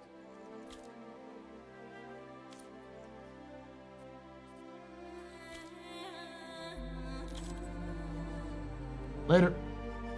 Tutorial. Go to standard system, area 18, and break the game. Let people get pissy. Not everyone revolves around. Not everyone revolves around the West. But how do I feel about this exclusive show in a year with a lot less video content? People would have complained about it no matter what. Ooh, there's a new video. Ooh, I didn't know that. New lore post. I'm gonna have to start collecting these in the old scavenger hunts. Invictus shopper guy.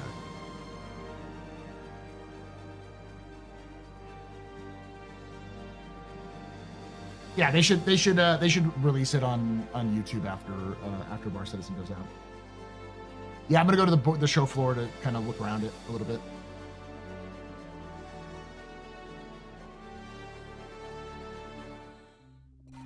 I think they just brought it over in like a flash drive or something like that. Probably my guess. I don't think it's a YouTube video.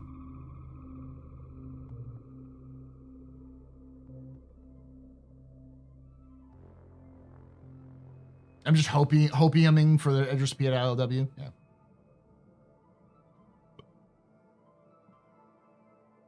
No, I will not IRL stream from TheCon in Vegas.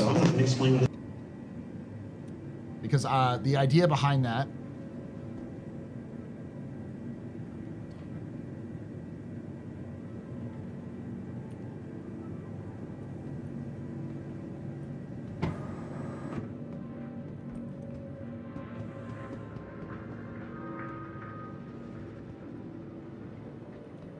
But yeah, there's no difference. But we will be recording these discussions though.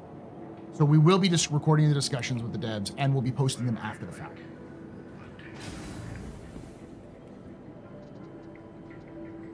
I will try to get Sean Tracy on the record about mechs though. If I can corner him.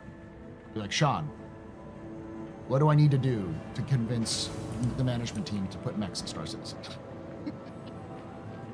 Proper, honest to God mechs.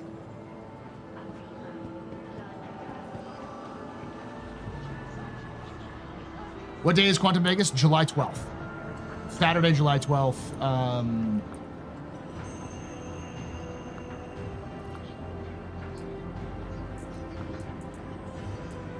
I already have 6 script.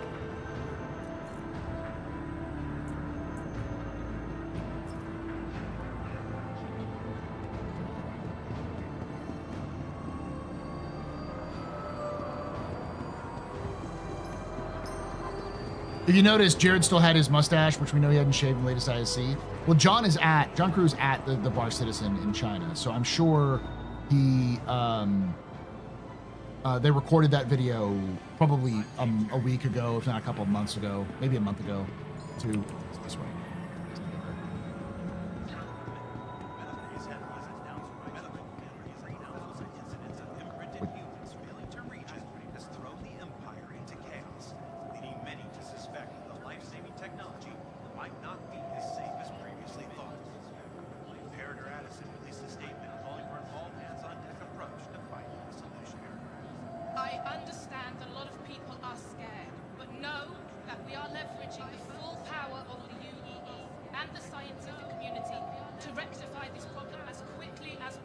Oh, this is cool shit. This is cool as shit. More of this, CIG. More of that. That's the first time we've heard Addison. That's the first time we've heard her voice.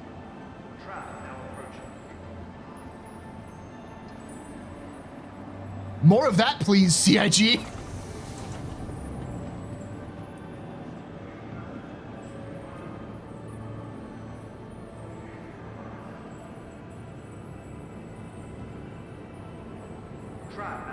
So I missed the part of the video. I saw somewhere they converted Maelstrom is 70% done in Squad 42. Yes.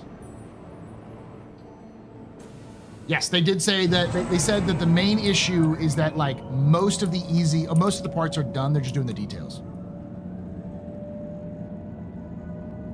The lame duck imperator. Well, all imperators are lame ducks because they only serve for 10 years. They only have one term. They can only serve for 10 years.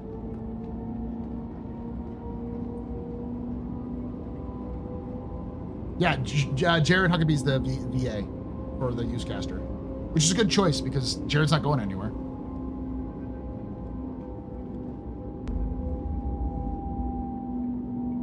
Who's the voice actor for the Solaris 7 competition?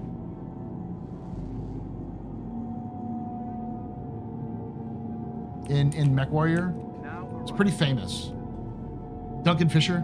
Is that the actual voice actor name, or was that the character he played? George Ledoux, yeah. Get George Ledoux. Taking their first step to their new life in the UEE Navy.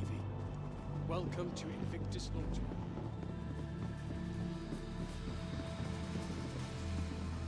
I've said for many times, there are plenty of voice actors who play Star Citizen who are involved in the community. Just fucking hire them. Better understanding of what they have to look forward to in naval Like, service. you know who I want to do like the Bounty Hunter Mercenary Guild show that's on Spectrum? Get fucking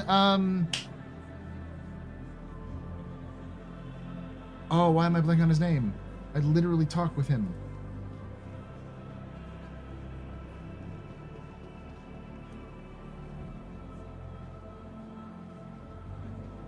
Haven Kendrick. Get Haven Kendrick. He's a voice actor. His wife is a voice actor. Get them both to play that. They would love to do that with recurring roles. Both, A, Haven likes the game. He's interested in Star Citizen. And B, he's a professional voice actor who has all the skills and equipment. You know, Meyer could easily be fucking Joker. I would kill to have Meyer be Joker. The pirate radio broadcaster. Or Jester is his name.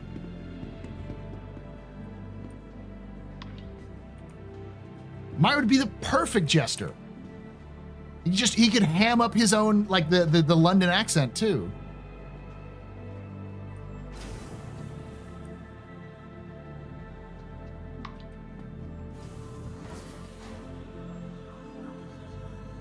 Wait, did Jester die? I didn't think he died. I'd have to look up. Now you're hitting me with the hard stuff.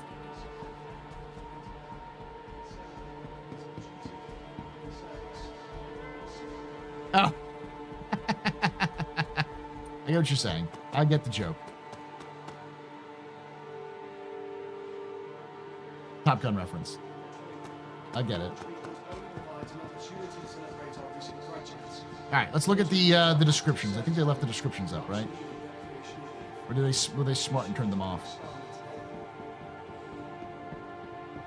They were not. Performance-driven power. The Guardian MX. Taking the framework of the Guardian fighter and adding even more offensive options, the Guardian MX packs a total additional firepower and armor ideal for overwhelming opponents. While not as nimble as the base Guardian, the heavy fighter is still more agile than other ships in its class. Okay, so it's just an outgunned Guardian. It's just a better Guardian. All terrain, all the time.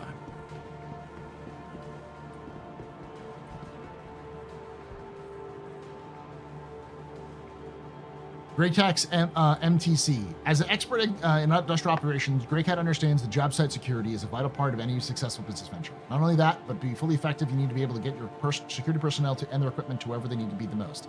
That's why the MTC Mobile Tactical Center is such an important addition to your next venture. Nimble enough to access difficult terrain and counter remote operations, and equipped with enough suit lockers, weapon racks, and storage to tackle a host of issues. The Greycat MTC could make your difference when it comes to turning a potential problem into a potential profit. Okay, so it's just a mobile locker. Is what it is. It's the old mule, the old mule that they made for this is the TAC, obviously. It's got its own little like blurb over here. Combat logistics, yeah. It's what Utes actually are in the military. With the stout quantum drive and the ability to jump, the Starlancer attack will get you to the end of, will get you and your crew to the battlefield in the blink of an eye. Ambush your enemies with the manual and remote dual mount turrets. Launch a snub hunter or sub fighter for air support. Use the military grade jump seats to get your troops on the ground and take out the stragglers. After the dust settles, your med bay will be ready to help the wounded, fly higher, hit harder, save the day.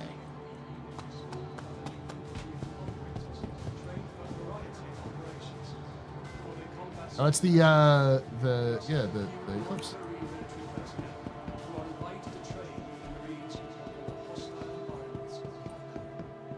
The Asgard. That's what the Asgard says.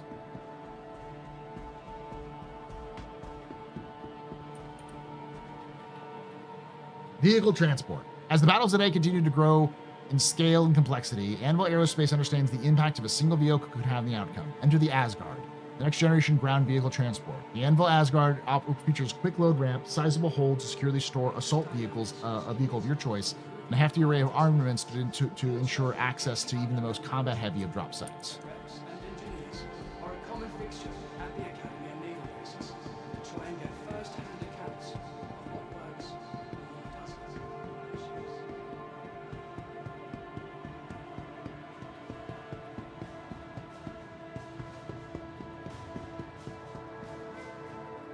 On the wall?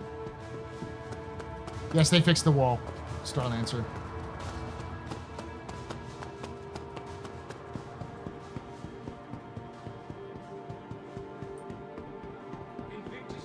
Ah, Super Hornet Mark II. Okay.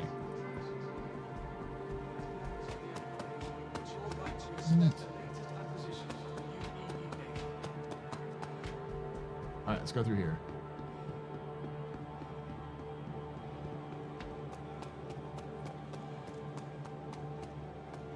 So the Asgard is the drop ship from Aliens, complete with APC. That's what the that's really what the Valkyrie is. The Asgard is just a vehicle-centered version of the dropship from Aliens.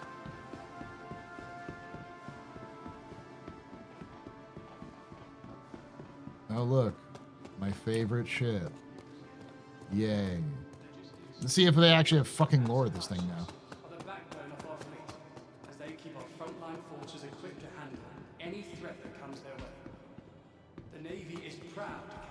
Ships as a valuable ally in maintaining combat readiness.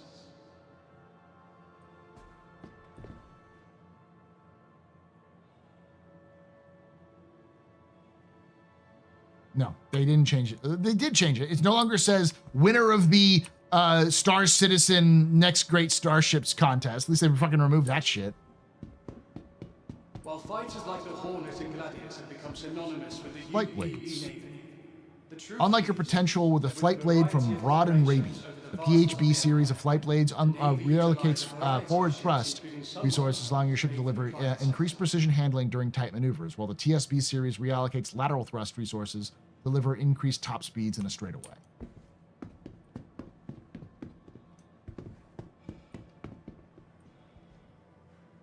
It's the same. Fuck is this over here? Common sight with our brothers and sisters in the UEE army. Tuner cards, yeah, basically. Would you have to been more happy with the second play of this next? Yes, I would have. I would have been, and not even the second place, third place. Executioner torpedo.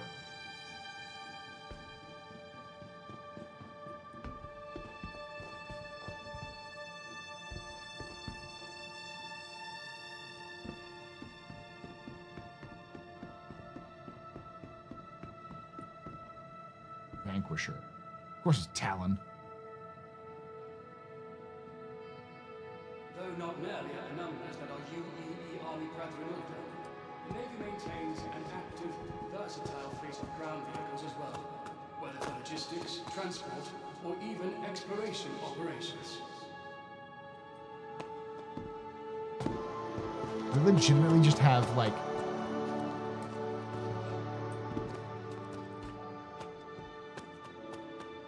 Like a single cruise on every table that you can't pick up. Invictus Launch Week is a great opportunity to see your taxes.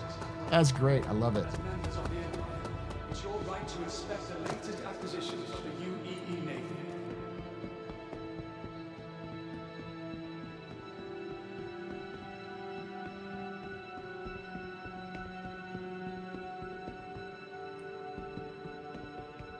Hey, what is this though? Next generation engineering in your hands is a Tempest. Okay. Power plant. Are these actually decent, or are they just like basic stuff?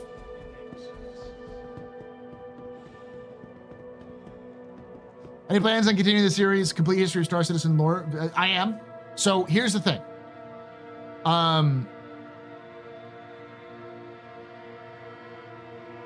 There were some complications with the edit that I needed to change, but my editor has been working on this on the latest episode since December, and it's because of Patreon. I'm going to be very blunt with you.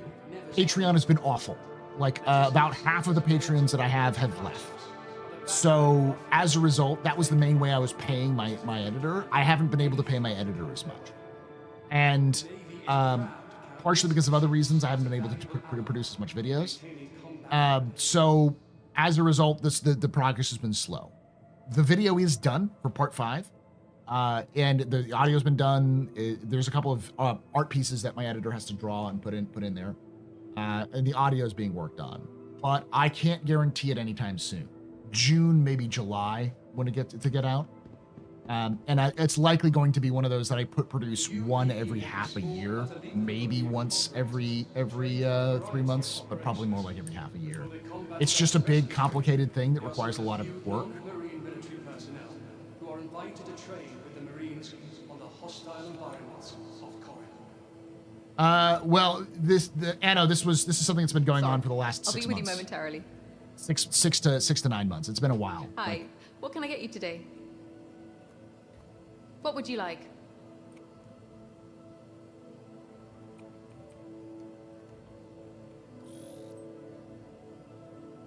God damn it, I'm stuck. For centuries, Invictus has been a time for friends and family to come together and celebrate the pillars of duty, service, and civic pride.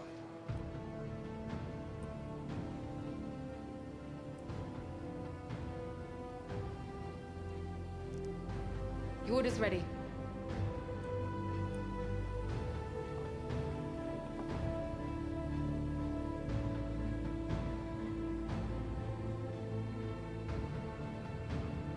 Although Invictus is a celebration of the men Yeah, I see you. to begin their training, launch Hi. not only Thanks for provides coming in. an opportunity to celebrate our recent graduates, What would you like? it also gives our active service members much needed recreation and leave. Got the flat white. To start today.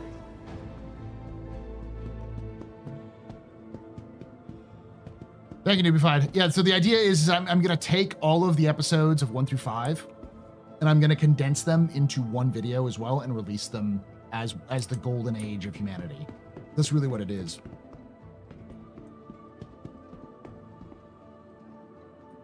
While fighters like the Hornet and Gladius have become synonymous with the UEE Navy, Lots of components are stealth military components you can't buy in shops. Okay, so these are just literally like the stuff that everyone complains about. including some models made for the private sector. I know this one is. What size is this? Barbican. I think it's size 3, right?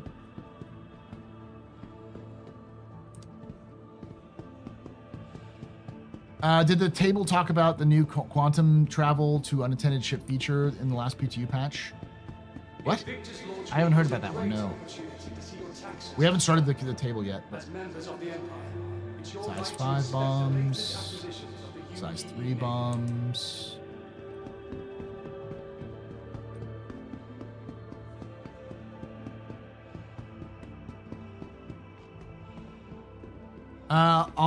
I've heard that in the future damage of javelin You need a size 5 or harder weapon, so there's why the Guardian with size 5 is still relevant. Possibly, I don't know.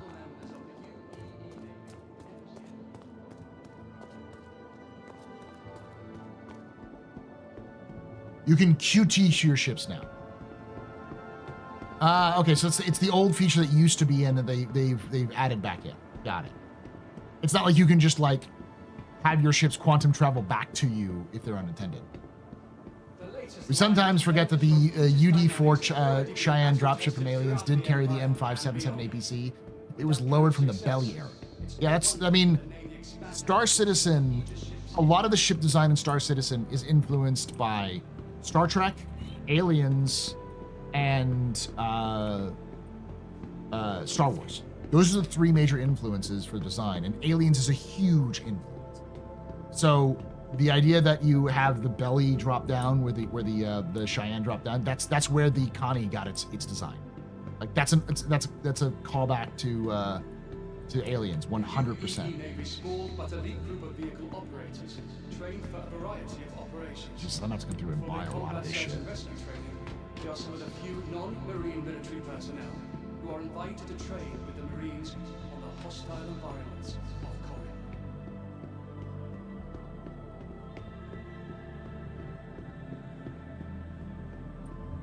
Corrie. Oh yeah, no, I forgot the OG has 2 size 5s. Yeah, and the 4s are like size 3s, right? Or they're size 2s.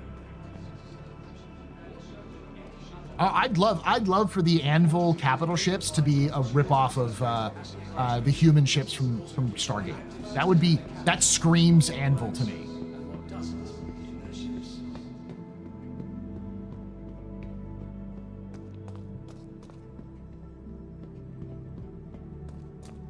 I like this. I like what they're doing with these different little things like light blades.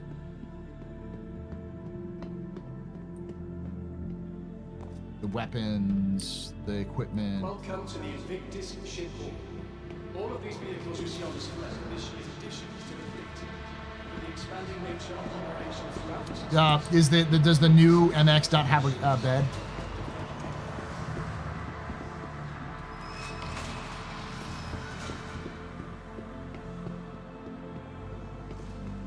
Is it bad to align with the UEE? No, not intentionally. Does this actually say that it's part of the... Nope, it doesn't. So the thing is I looked into it. I thought the Scorpius was part of the UE Navy. It's not. It was tested by the UE Navy and approved by the UE Navy, but it wasn't actually part of the UE Navy. Though they have created some of the most iconic and decorated naval ships in our history, their past was draped in shadow for decades. What? We are thrilled to see that they have truly committed themselves. They swapped out the Top Gun for a missile turret? That's kind of badass, actually. 16 size 2 missiles.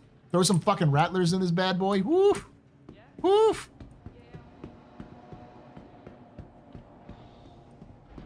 Life been good to you recently? Some things just boggle the mind. P5G, baby. The latest line of defenders from Aegis Dynamics have already been battle tested throughout the Empire and beyond. With that kind of success, it's no wonder that the Navy expanded their roster of Aegis ships in their fleet.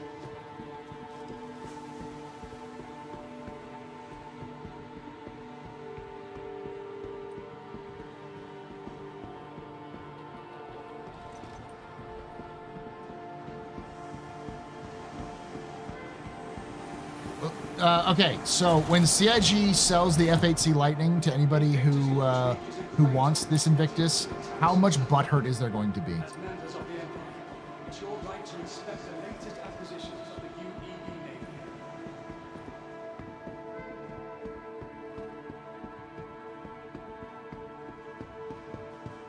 $110 on a 5-point scale, 101 on a 5-point scale. Yes.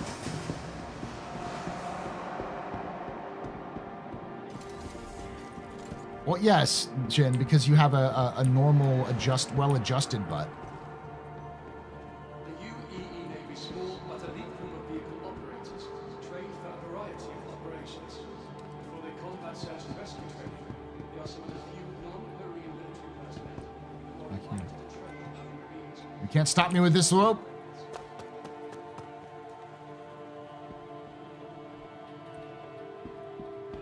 Steal things. It's my right as a UE citizen. I can take what I want.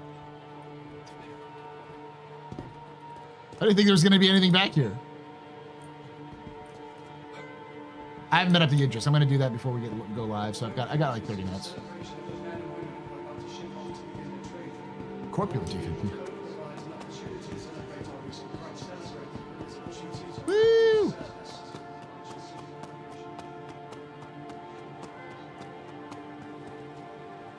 Titan. Some tough flags, by the way. You'd add that clock physics. Star cloth. CIG star cloth.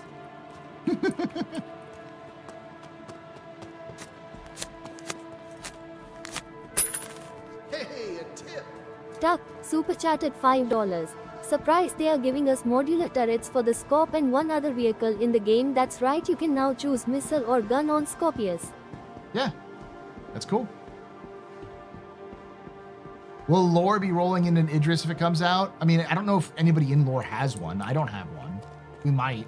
We might use it. It's the best ship in the game.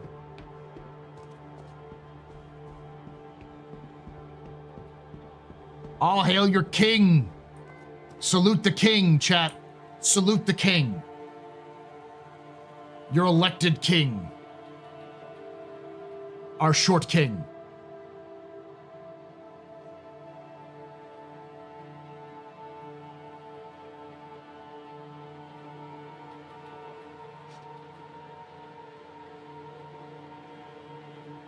For those of you who are newer to the community, we, as a community, decided that this ship was the best in show one year. And it will forever be the best ship in the game. Forever. It won one contest that we AstroTurfed the fucking back. It's also really usable, like reliable ship, so yeah.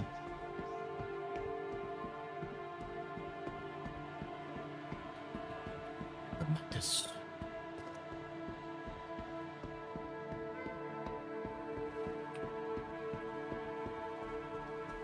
Thousand out of 10. No notes. Goat.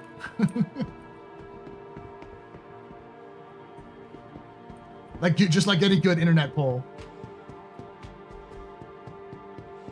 I've said from the beginning, and people have blamed me for it, and I will take that blame. It wasn't me. It was Red Layer was the one who started that, and he did it the year before it actually happened. And it was that year that I'm like, fuck it, we're gonna make the MPUV the best in show.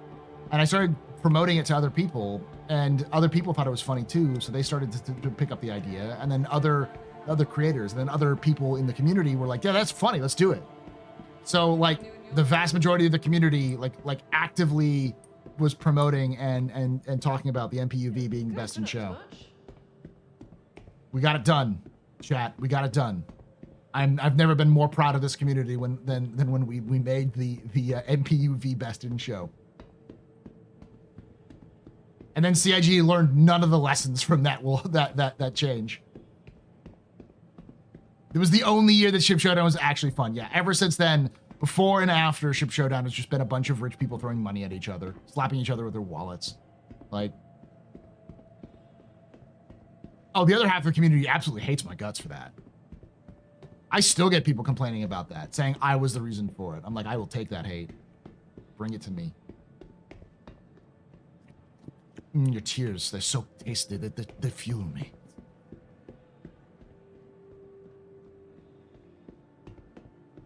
It has to be in the game, unfortunately, Chaos.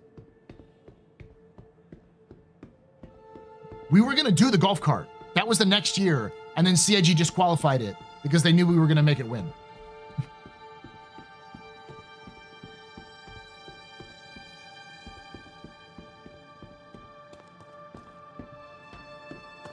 That's what I mean, that CIG completely decided to change the rules because they didn't like the outcome of the previous year. Where was that newsflash screen? It was on the path to the tram in Area 18.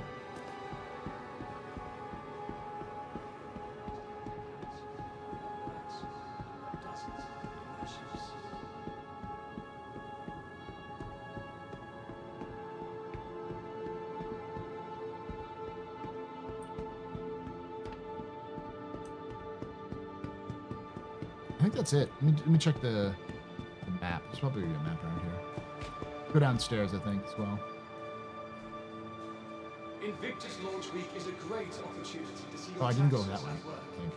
As members of the Empire, it's your right to inspect the latest acquisitions of the UEE Navy. Is there no?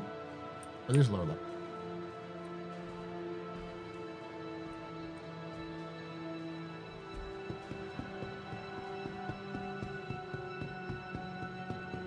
Didn't they promise a paint job for it though, and then never followed through? I know Jaded Gin and Tonic gets on me for hating on Star Citizen too much, but the IG just basically said we will give you a free skin when the vehicle gets updated, and we'll do that quick. And that was like 3 years ago. So the IG just placated by gaslighting the shit out of the community, and then never followed through.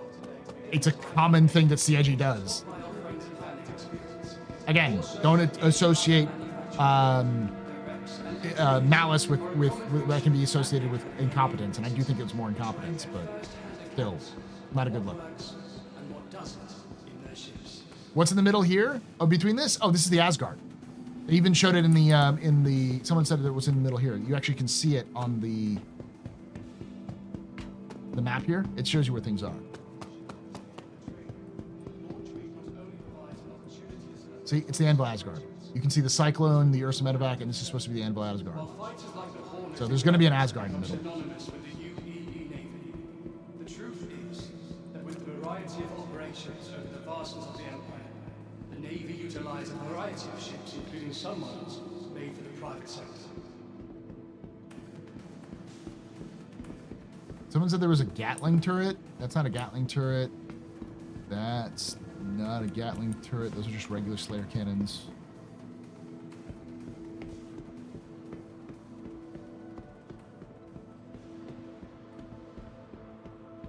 The latest line of defenders from Aegis Dynamics have already been battle tested throughout the Empire and beyond. There it is. With that kind of success, it's no wonder the Navy Punisher. abandoned their roster The of Punisher. ships in Lehman Russ Punisher.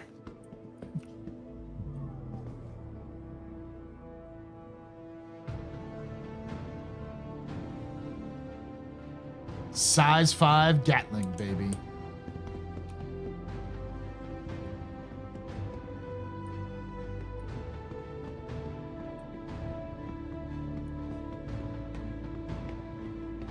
Though not nearly at the numbers that our UEE Army brethren order, the Navy maintains an active, versatile fleet of ground vehicles as well. So I think this week is May 15th to 27th. But why is this open already? This is PTU. It's open for PTU testing. So you can walk the halls early. And until CIG releases this live, I am fully planning on going through and getting a fuck ton of footage, because I'm gonna make a video this year for Invictus about all of the different ships that are on the floor, because there's a fuck ton of these ships and vehicles now. Invictus launch week is a great opportunity to see your taxes at work. As members of the Empire, it's your right to inspect the latest acquisitions of the UEE. They're a lot better this year. I prefer this. I understand the desire to put everything in a hall, but if you can't, having one hall that's static like this with better placements and stuff like that, it's a lot better. I still think that they need to do more than this. I still think that they need to add like little events in there, like little laser tag or Nerf gun fights or little mini games you can play, because you can then reuse those for things like IAE too, and they wouldn't be like too boring, because people would go in to do it like, oh shit, it's Invictus, I'm gonna go do the Nerf gun battle, you know.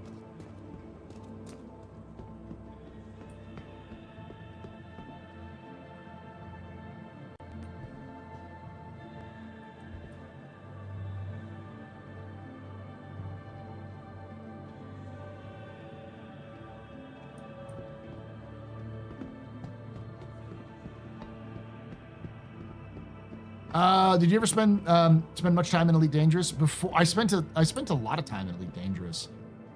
Before I'm a beta backer for Elite. But when I kind of lost interest after Power Play kind of was disappointing, and then when Engineering came out, I completely checked out by then.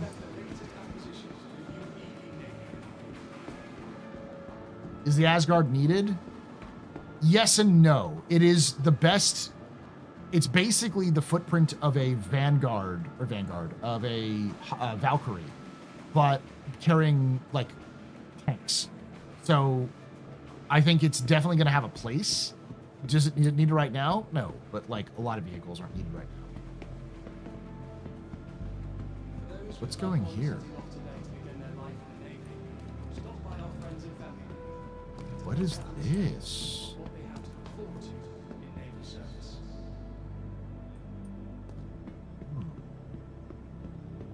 Oh, we don't have the holo tables anymore. That sucks.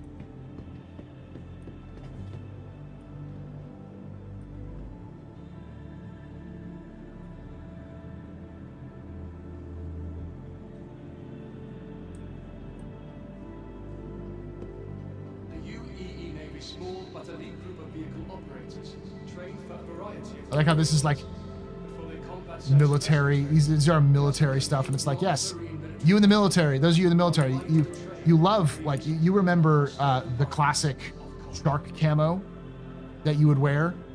I'm sure you Navy personnel also entirely remember the turquoise and orange tiger stripe camo in the service. Fond memories of this camo pattern. Ah, and this, yes. Doesn't this bring back memories? Those of you in the Navy. Though they are created some of the most iconic and decorated naval ships in our history, their past was draped in shadow for decades. We are thrilled to see that they have truly committed themselves to building a brighter future.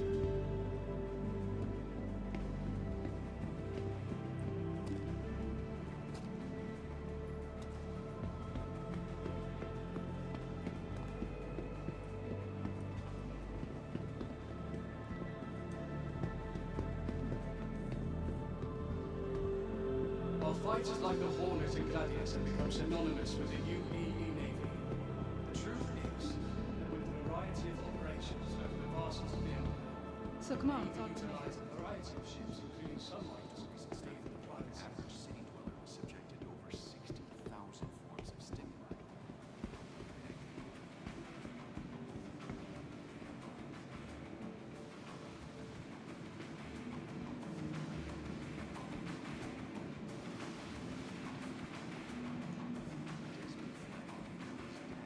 All right, let's go see the Idris. Aegis Dynamics is committed to improving the pilot experience, more so than any other manufacturer.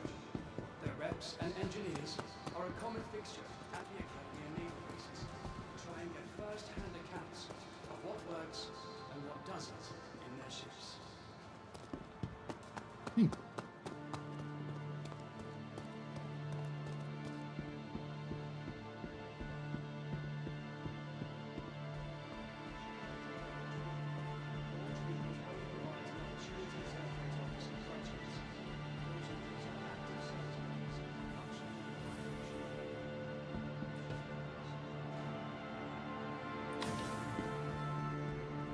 That's a P. I like the Gladius is flying by. That's a P. It's a peacekeeper.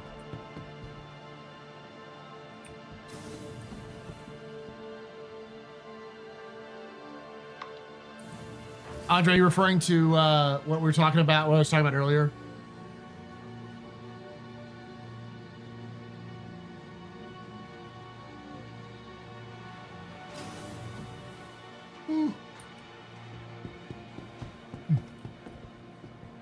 I love the models they have. To begin their life in the Navy, stop by our friends and family booth to get a better understanding of what they.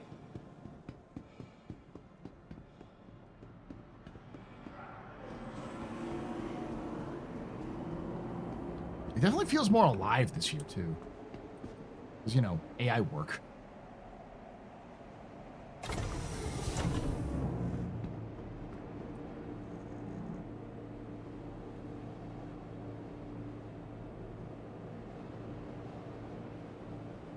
Hey, look, it's the Imperator. Stand clear. Doors are now closing.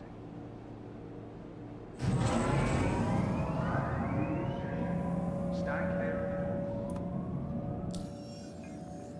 I can try, but I don't think I have the yeah, I have to do the new to system thing. You can take away my spaceship. Spaceship. You can take away my space suit. 2960 You is can when the even next take away my elections are. space lasers. No confuse. But you can never, Never. ever take away my space game. Every 10 years, yeah. So maybe less time, but we don't know.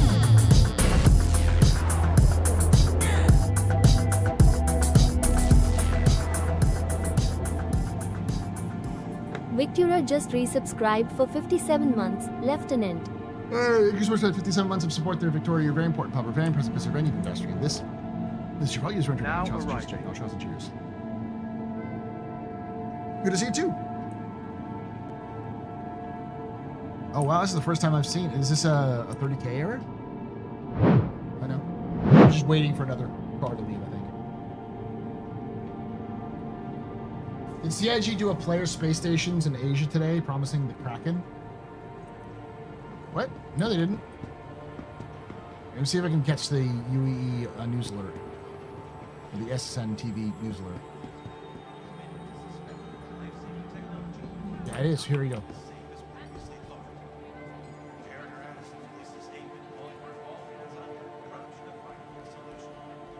I understand a lot of people are scared, but that we are leveraging full power UEE and the scientific community to rectify this problem as quickly as possible. That's our newsflash. See you next time.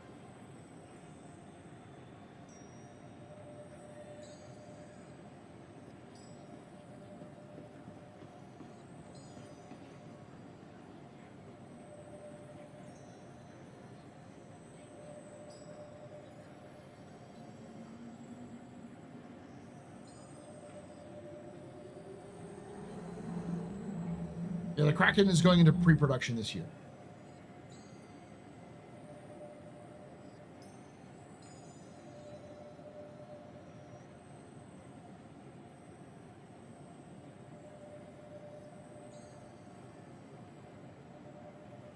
They had the 10-year thing as more of a, hey, we don't want to have to do this sort of thing like a lot, and they did that thing in 5 years ago, saying the game's going to be probably out or in some version of out well before then, so before the next election. So this allows us to give a lot of systems to be put in place, but it also makes sense. 10 years is a generous amount of time for a system like the UEE, but you can only do it once.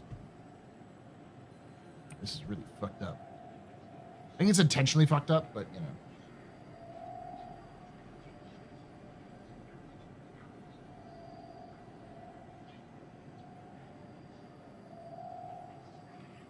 What do you mean we'll never see player space stations? We'll see player space stations. We just don't know how long it's going to take for that to happen.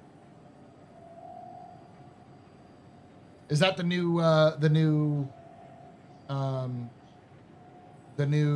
CIG lied line that we're never going to see player space stations? CIG is just did that as a carrot to get people to shell out more money.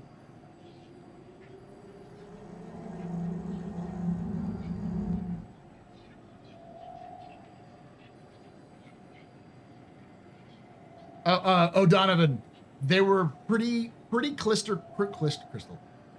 clear in the votes and the system that they got that they didn't want Addison to win. It was pretty clear by their writing and by the fiction that they wanted Costigan or Nago to win. They were really pushing for Costigan. Because Costigan is the son of the current of that current imperator, so it was clear that they wanted to have that sort of intrigue there, and it would allow them to not have to change the lore a lot. If they wanted to ignore the votes, they would have just had Costigan win, not have a third party candidate win the elections. Hey Grim, we were watching your video on the Chinese Bar Citizen stuff you posted earlier. Reverse psychology? Absolutely fucking. players voted for Addison because they heard that she liked AI development, and everyone thought that if they could vote for Addison as Imperator, that would tell CIG that they needed to make AI crew members a priority for the game. So everyone voted thinking that they could influence CIG's beliefs with that.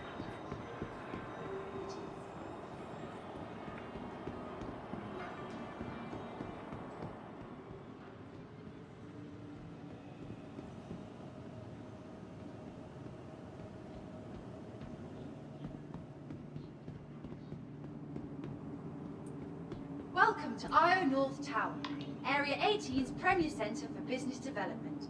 Please consult any of our associates for help or rental opportunities. There was definitely that sentiment that was going around that people thought that.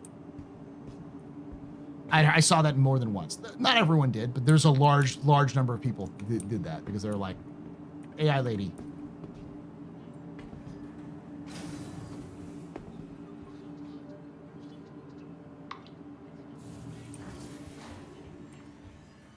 Welcome to IO North Tower.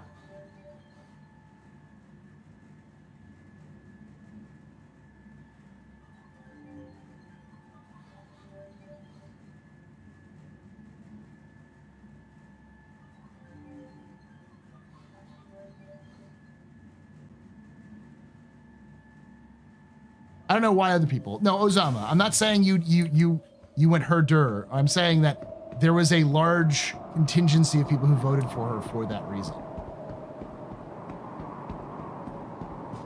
Screen disconnected.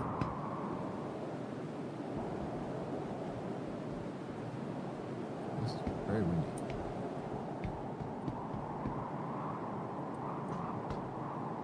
Executioner torpedo size 12. Fat man torpedo, what the fuck?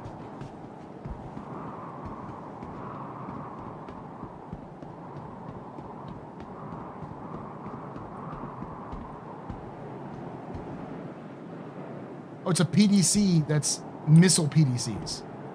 Neat.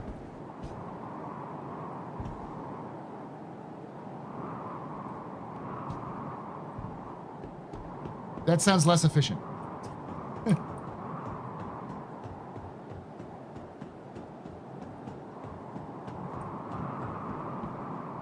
It's in the title, Luna. We're going to talk about the ships of Invictus. All right. Starboard, mess hall. Let's go to the mess hall. Captain's quarters, mess hall.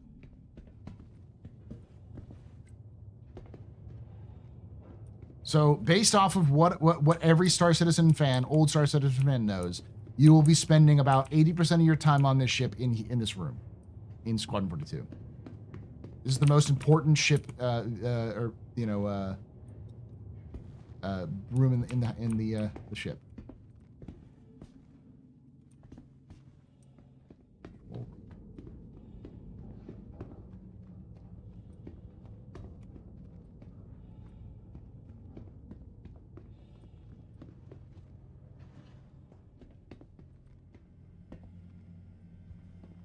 That shit weird, like covers over her eyes.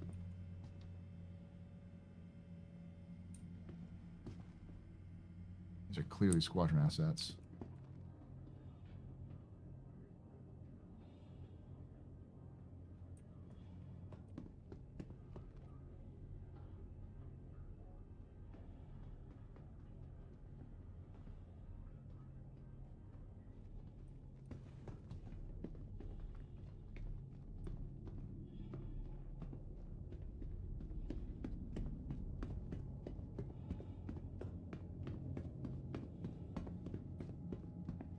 Does it have the launch catapult?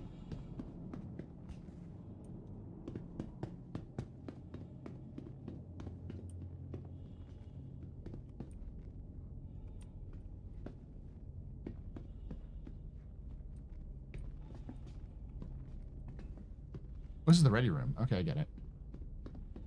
Like, that's just the ready room right there. Go see the king. Gun turret.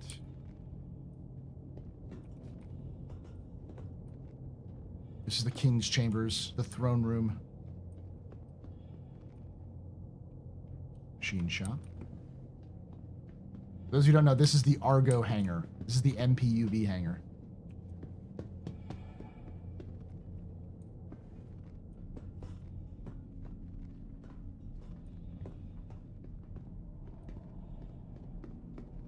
What is this?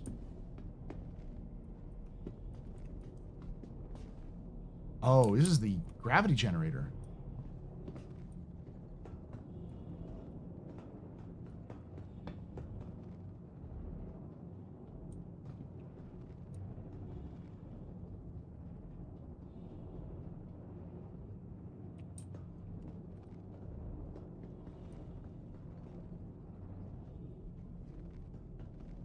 Where we're going, we don't need eyes.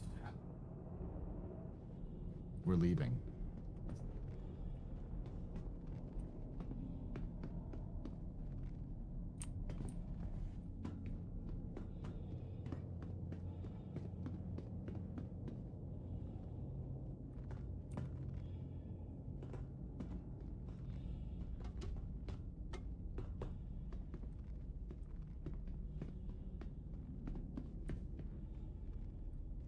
Walkers, yeah.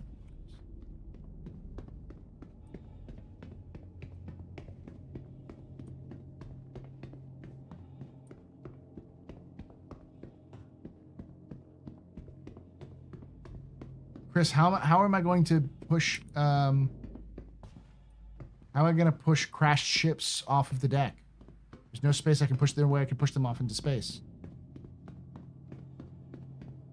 While screaming, Rosie!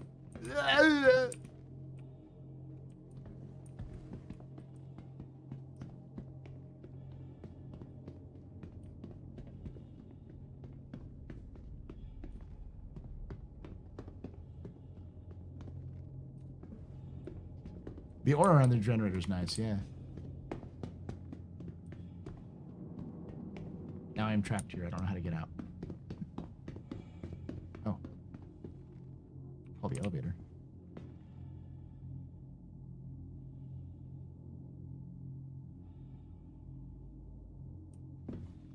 You can crash so many F-18s off this. Where can I push the F-18 off of the deck?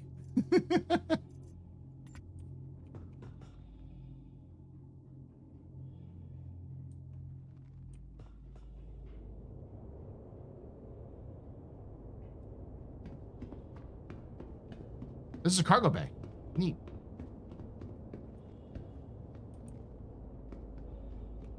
So those are hangars for cargo. Neat. Neat. What size? What size? S16 SU maybe? Probably 8.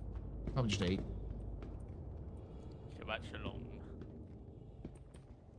Let's go to the engine room.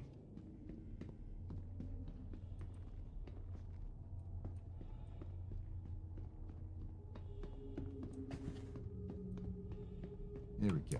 Let's bring up the core reactor.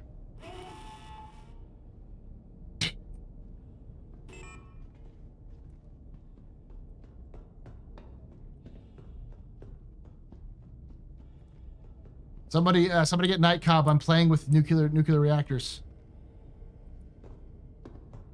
I must play with the rods, Night Cobb. The rods, they call to me.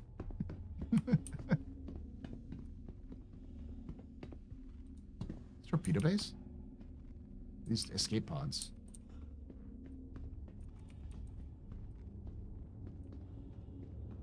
Oh, this is the... What'd you do? I think that's just a mannequin.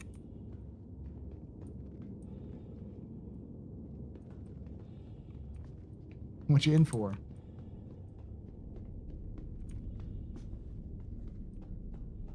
This is all very Aliens inspired.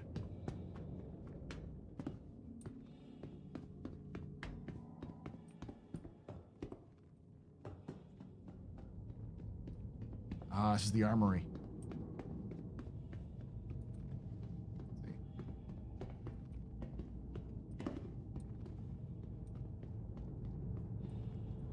This is the shooting range. You can go talk with the quartermaster or gunnery officer, I guess.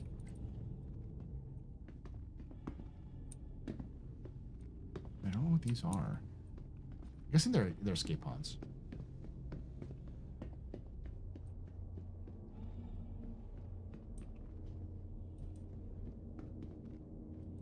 Is this an EVA hatch? Yeah, I think this is an EVA hatch. Yeah, it's gotta be an EVA hatch. 'Cause you got all these things and then it's like straight up.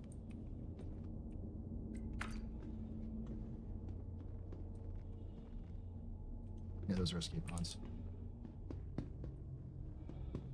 Rangemaster? Well, Rangemaster would be somebody who's like on the range, right? What about if somebody who's responsible for checking in and checking out weapons? Because they're also responsible for checking in and checking out weapons.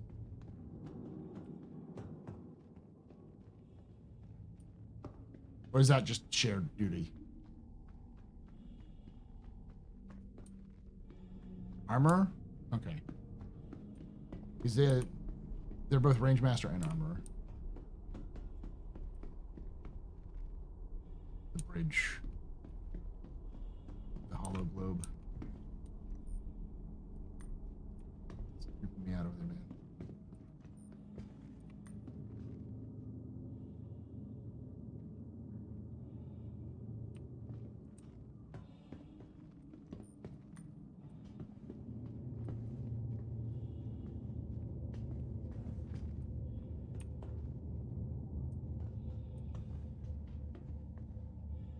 Let's go.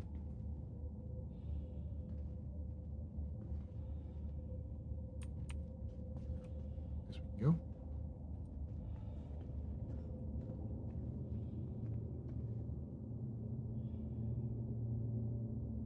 I think that's supposed to be a major escape pod.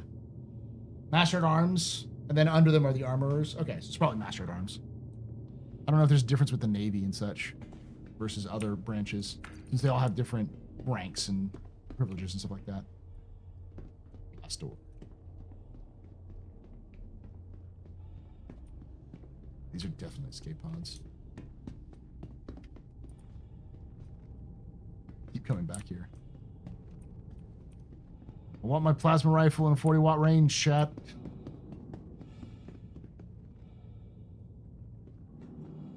Thank you, Mr. C. I have to figure out what I'm going to say.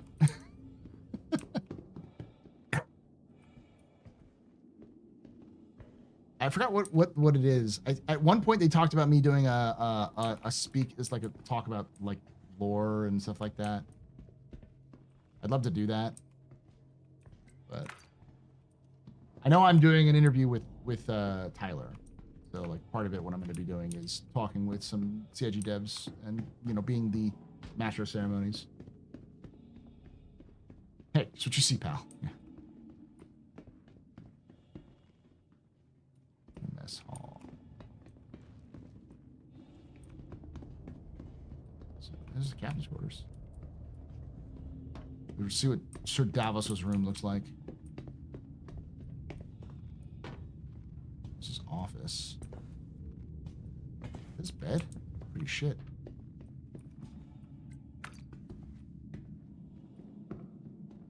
Got a big fucking bathroom though. Holy shit.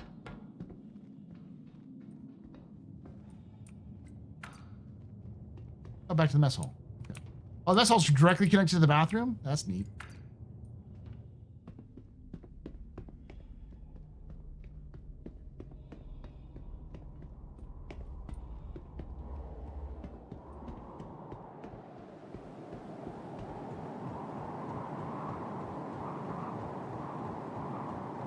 What you do, Polly, that guard readied his weapon on you. I am wanted by the UEE for multiple violations of helping orphans, because the UEE hates it when you do good things to children who did nothing wrong.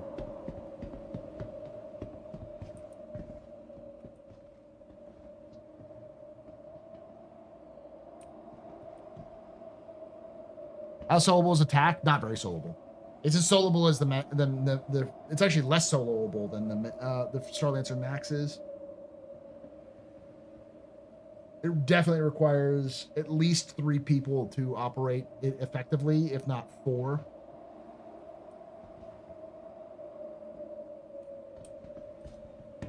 Yeah, the theme for today is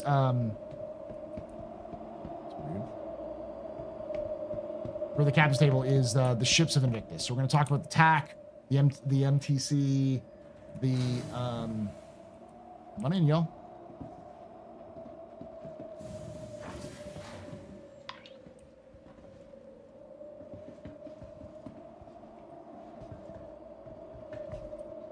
I'm just gonna like bum rush my way in because people are just trying to get in the elevator and come up.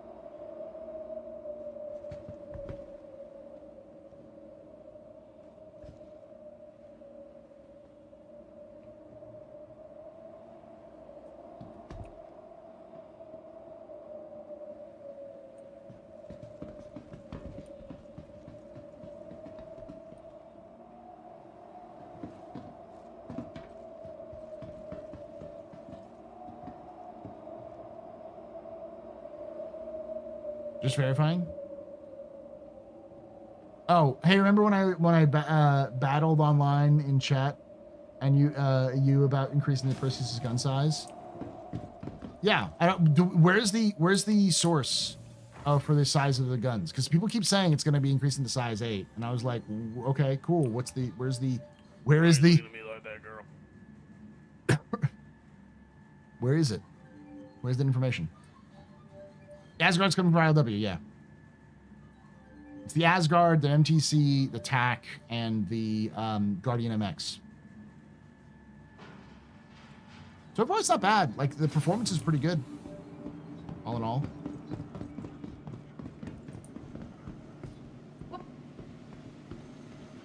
I'm going to show you all something really cool before I go, though, if I can. Because it's... Why doesn't the UE flag blow in the wind? Because it's not Starcloth.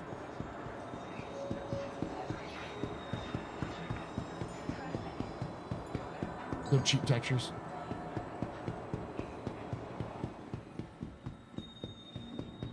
Check this out, Al. Check this out.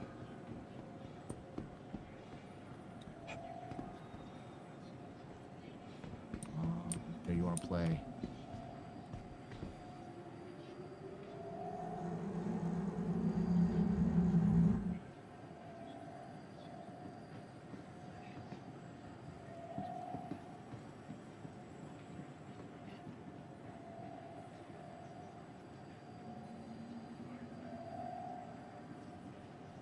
It's a pub meet and greet for the source. Oh yeah, so anything coming from the Chinese bar citizen that doesn't have an actual receipt, just ignore it.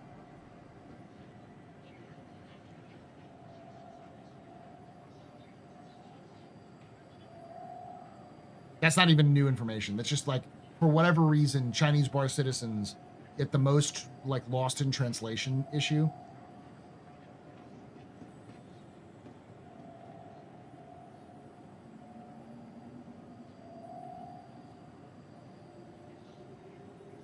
Do you have a source other than John Crew knowledge?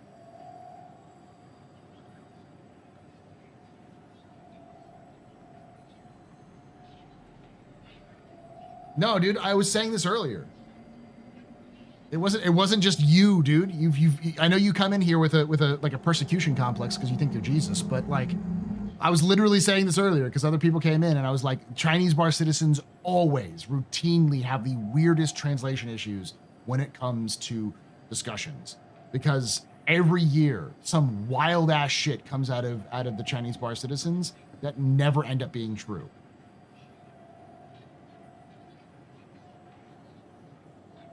I have a different screen than you? This is you?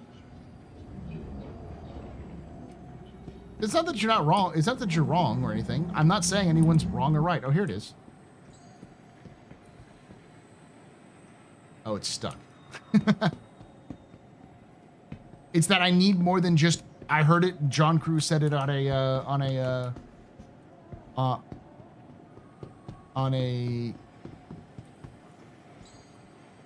Damn it. Okay. This is what they have. They have like these news flashes that pop up that talk about stuff. It's that I need more than just. I heard John Cruz said it at a bar citizen. It's like anyone could say that.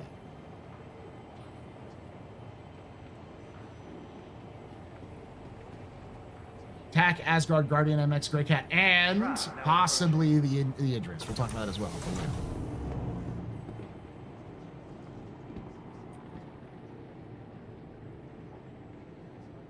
At some point, those higher tiers should only be a capital or super capital class ships. We were talking about. When trash goes in the bin, we all win.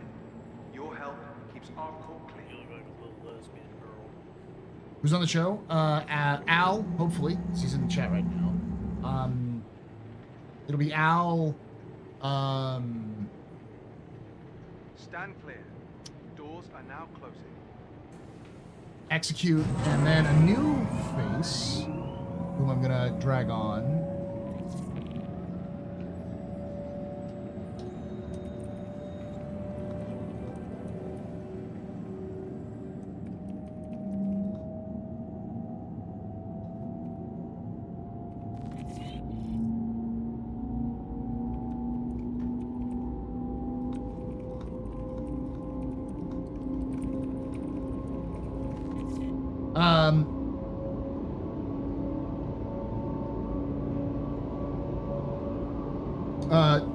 TheAstroPub, who I think is Starjump, or works with Starjump a lot. So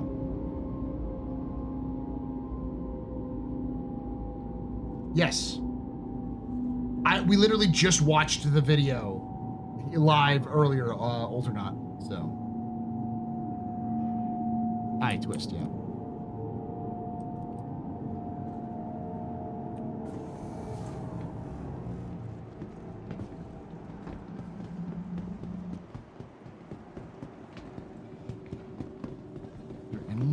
Well, I mean, it's gonna, when they do the next update, it'll change. Nah, there's no screens here for that. I just wanted to do the screens. Looking to see if there's any screens that would be playing the message as well. Doesn't look like there would be. For the latest travel information, be sure to check the departure Maybe and here. arrival boards, conveniently located throughout the spaceport.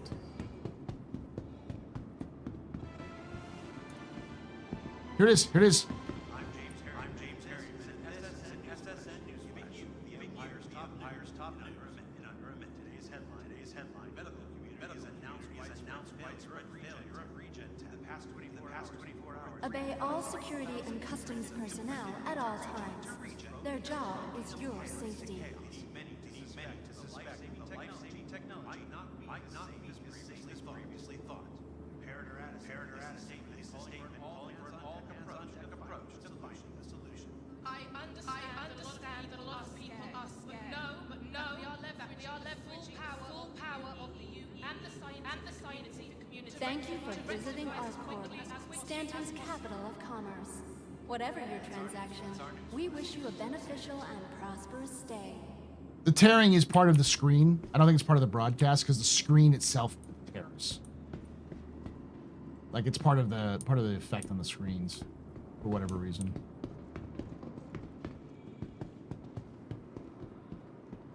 They should. What they should do is put those news flashes on social media, just like what Arrowhead does with its news flashes for. Disappointing. For Helldivers. All right. Also, is just a glitch. Okay, it's because there's two things playing at the same time. And I think they're desynced from each other.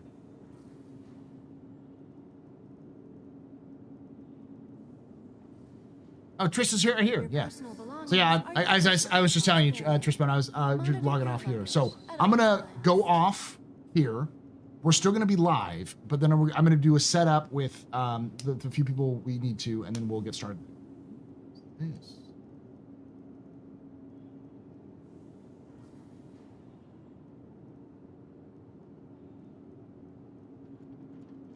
It takes all of us working together to keep ArcCorp safe and secure. Be vigilant and report possible threats every time.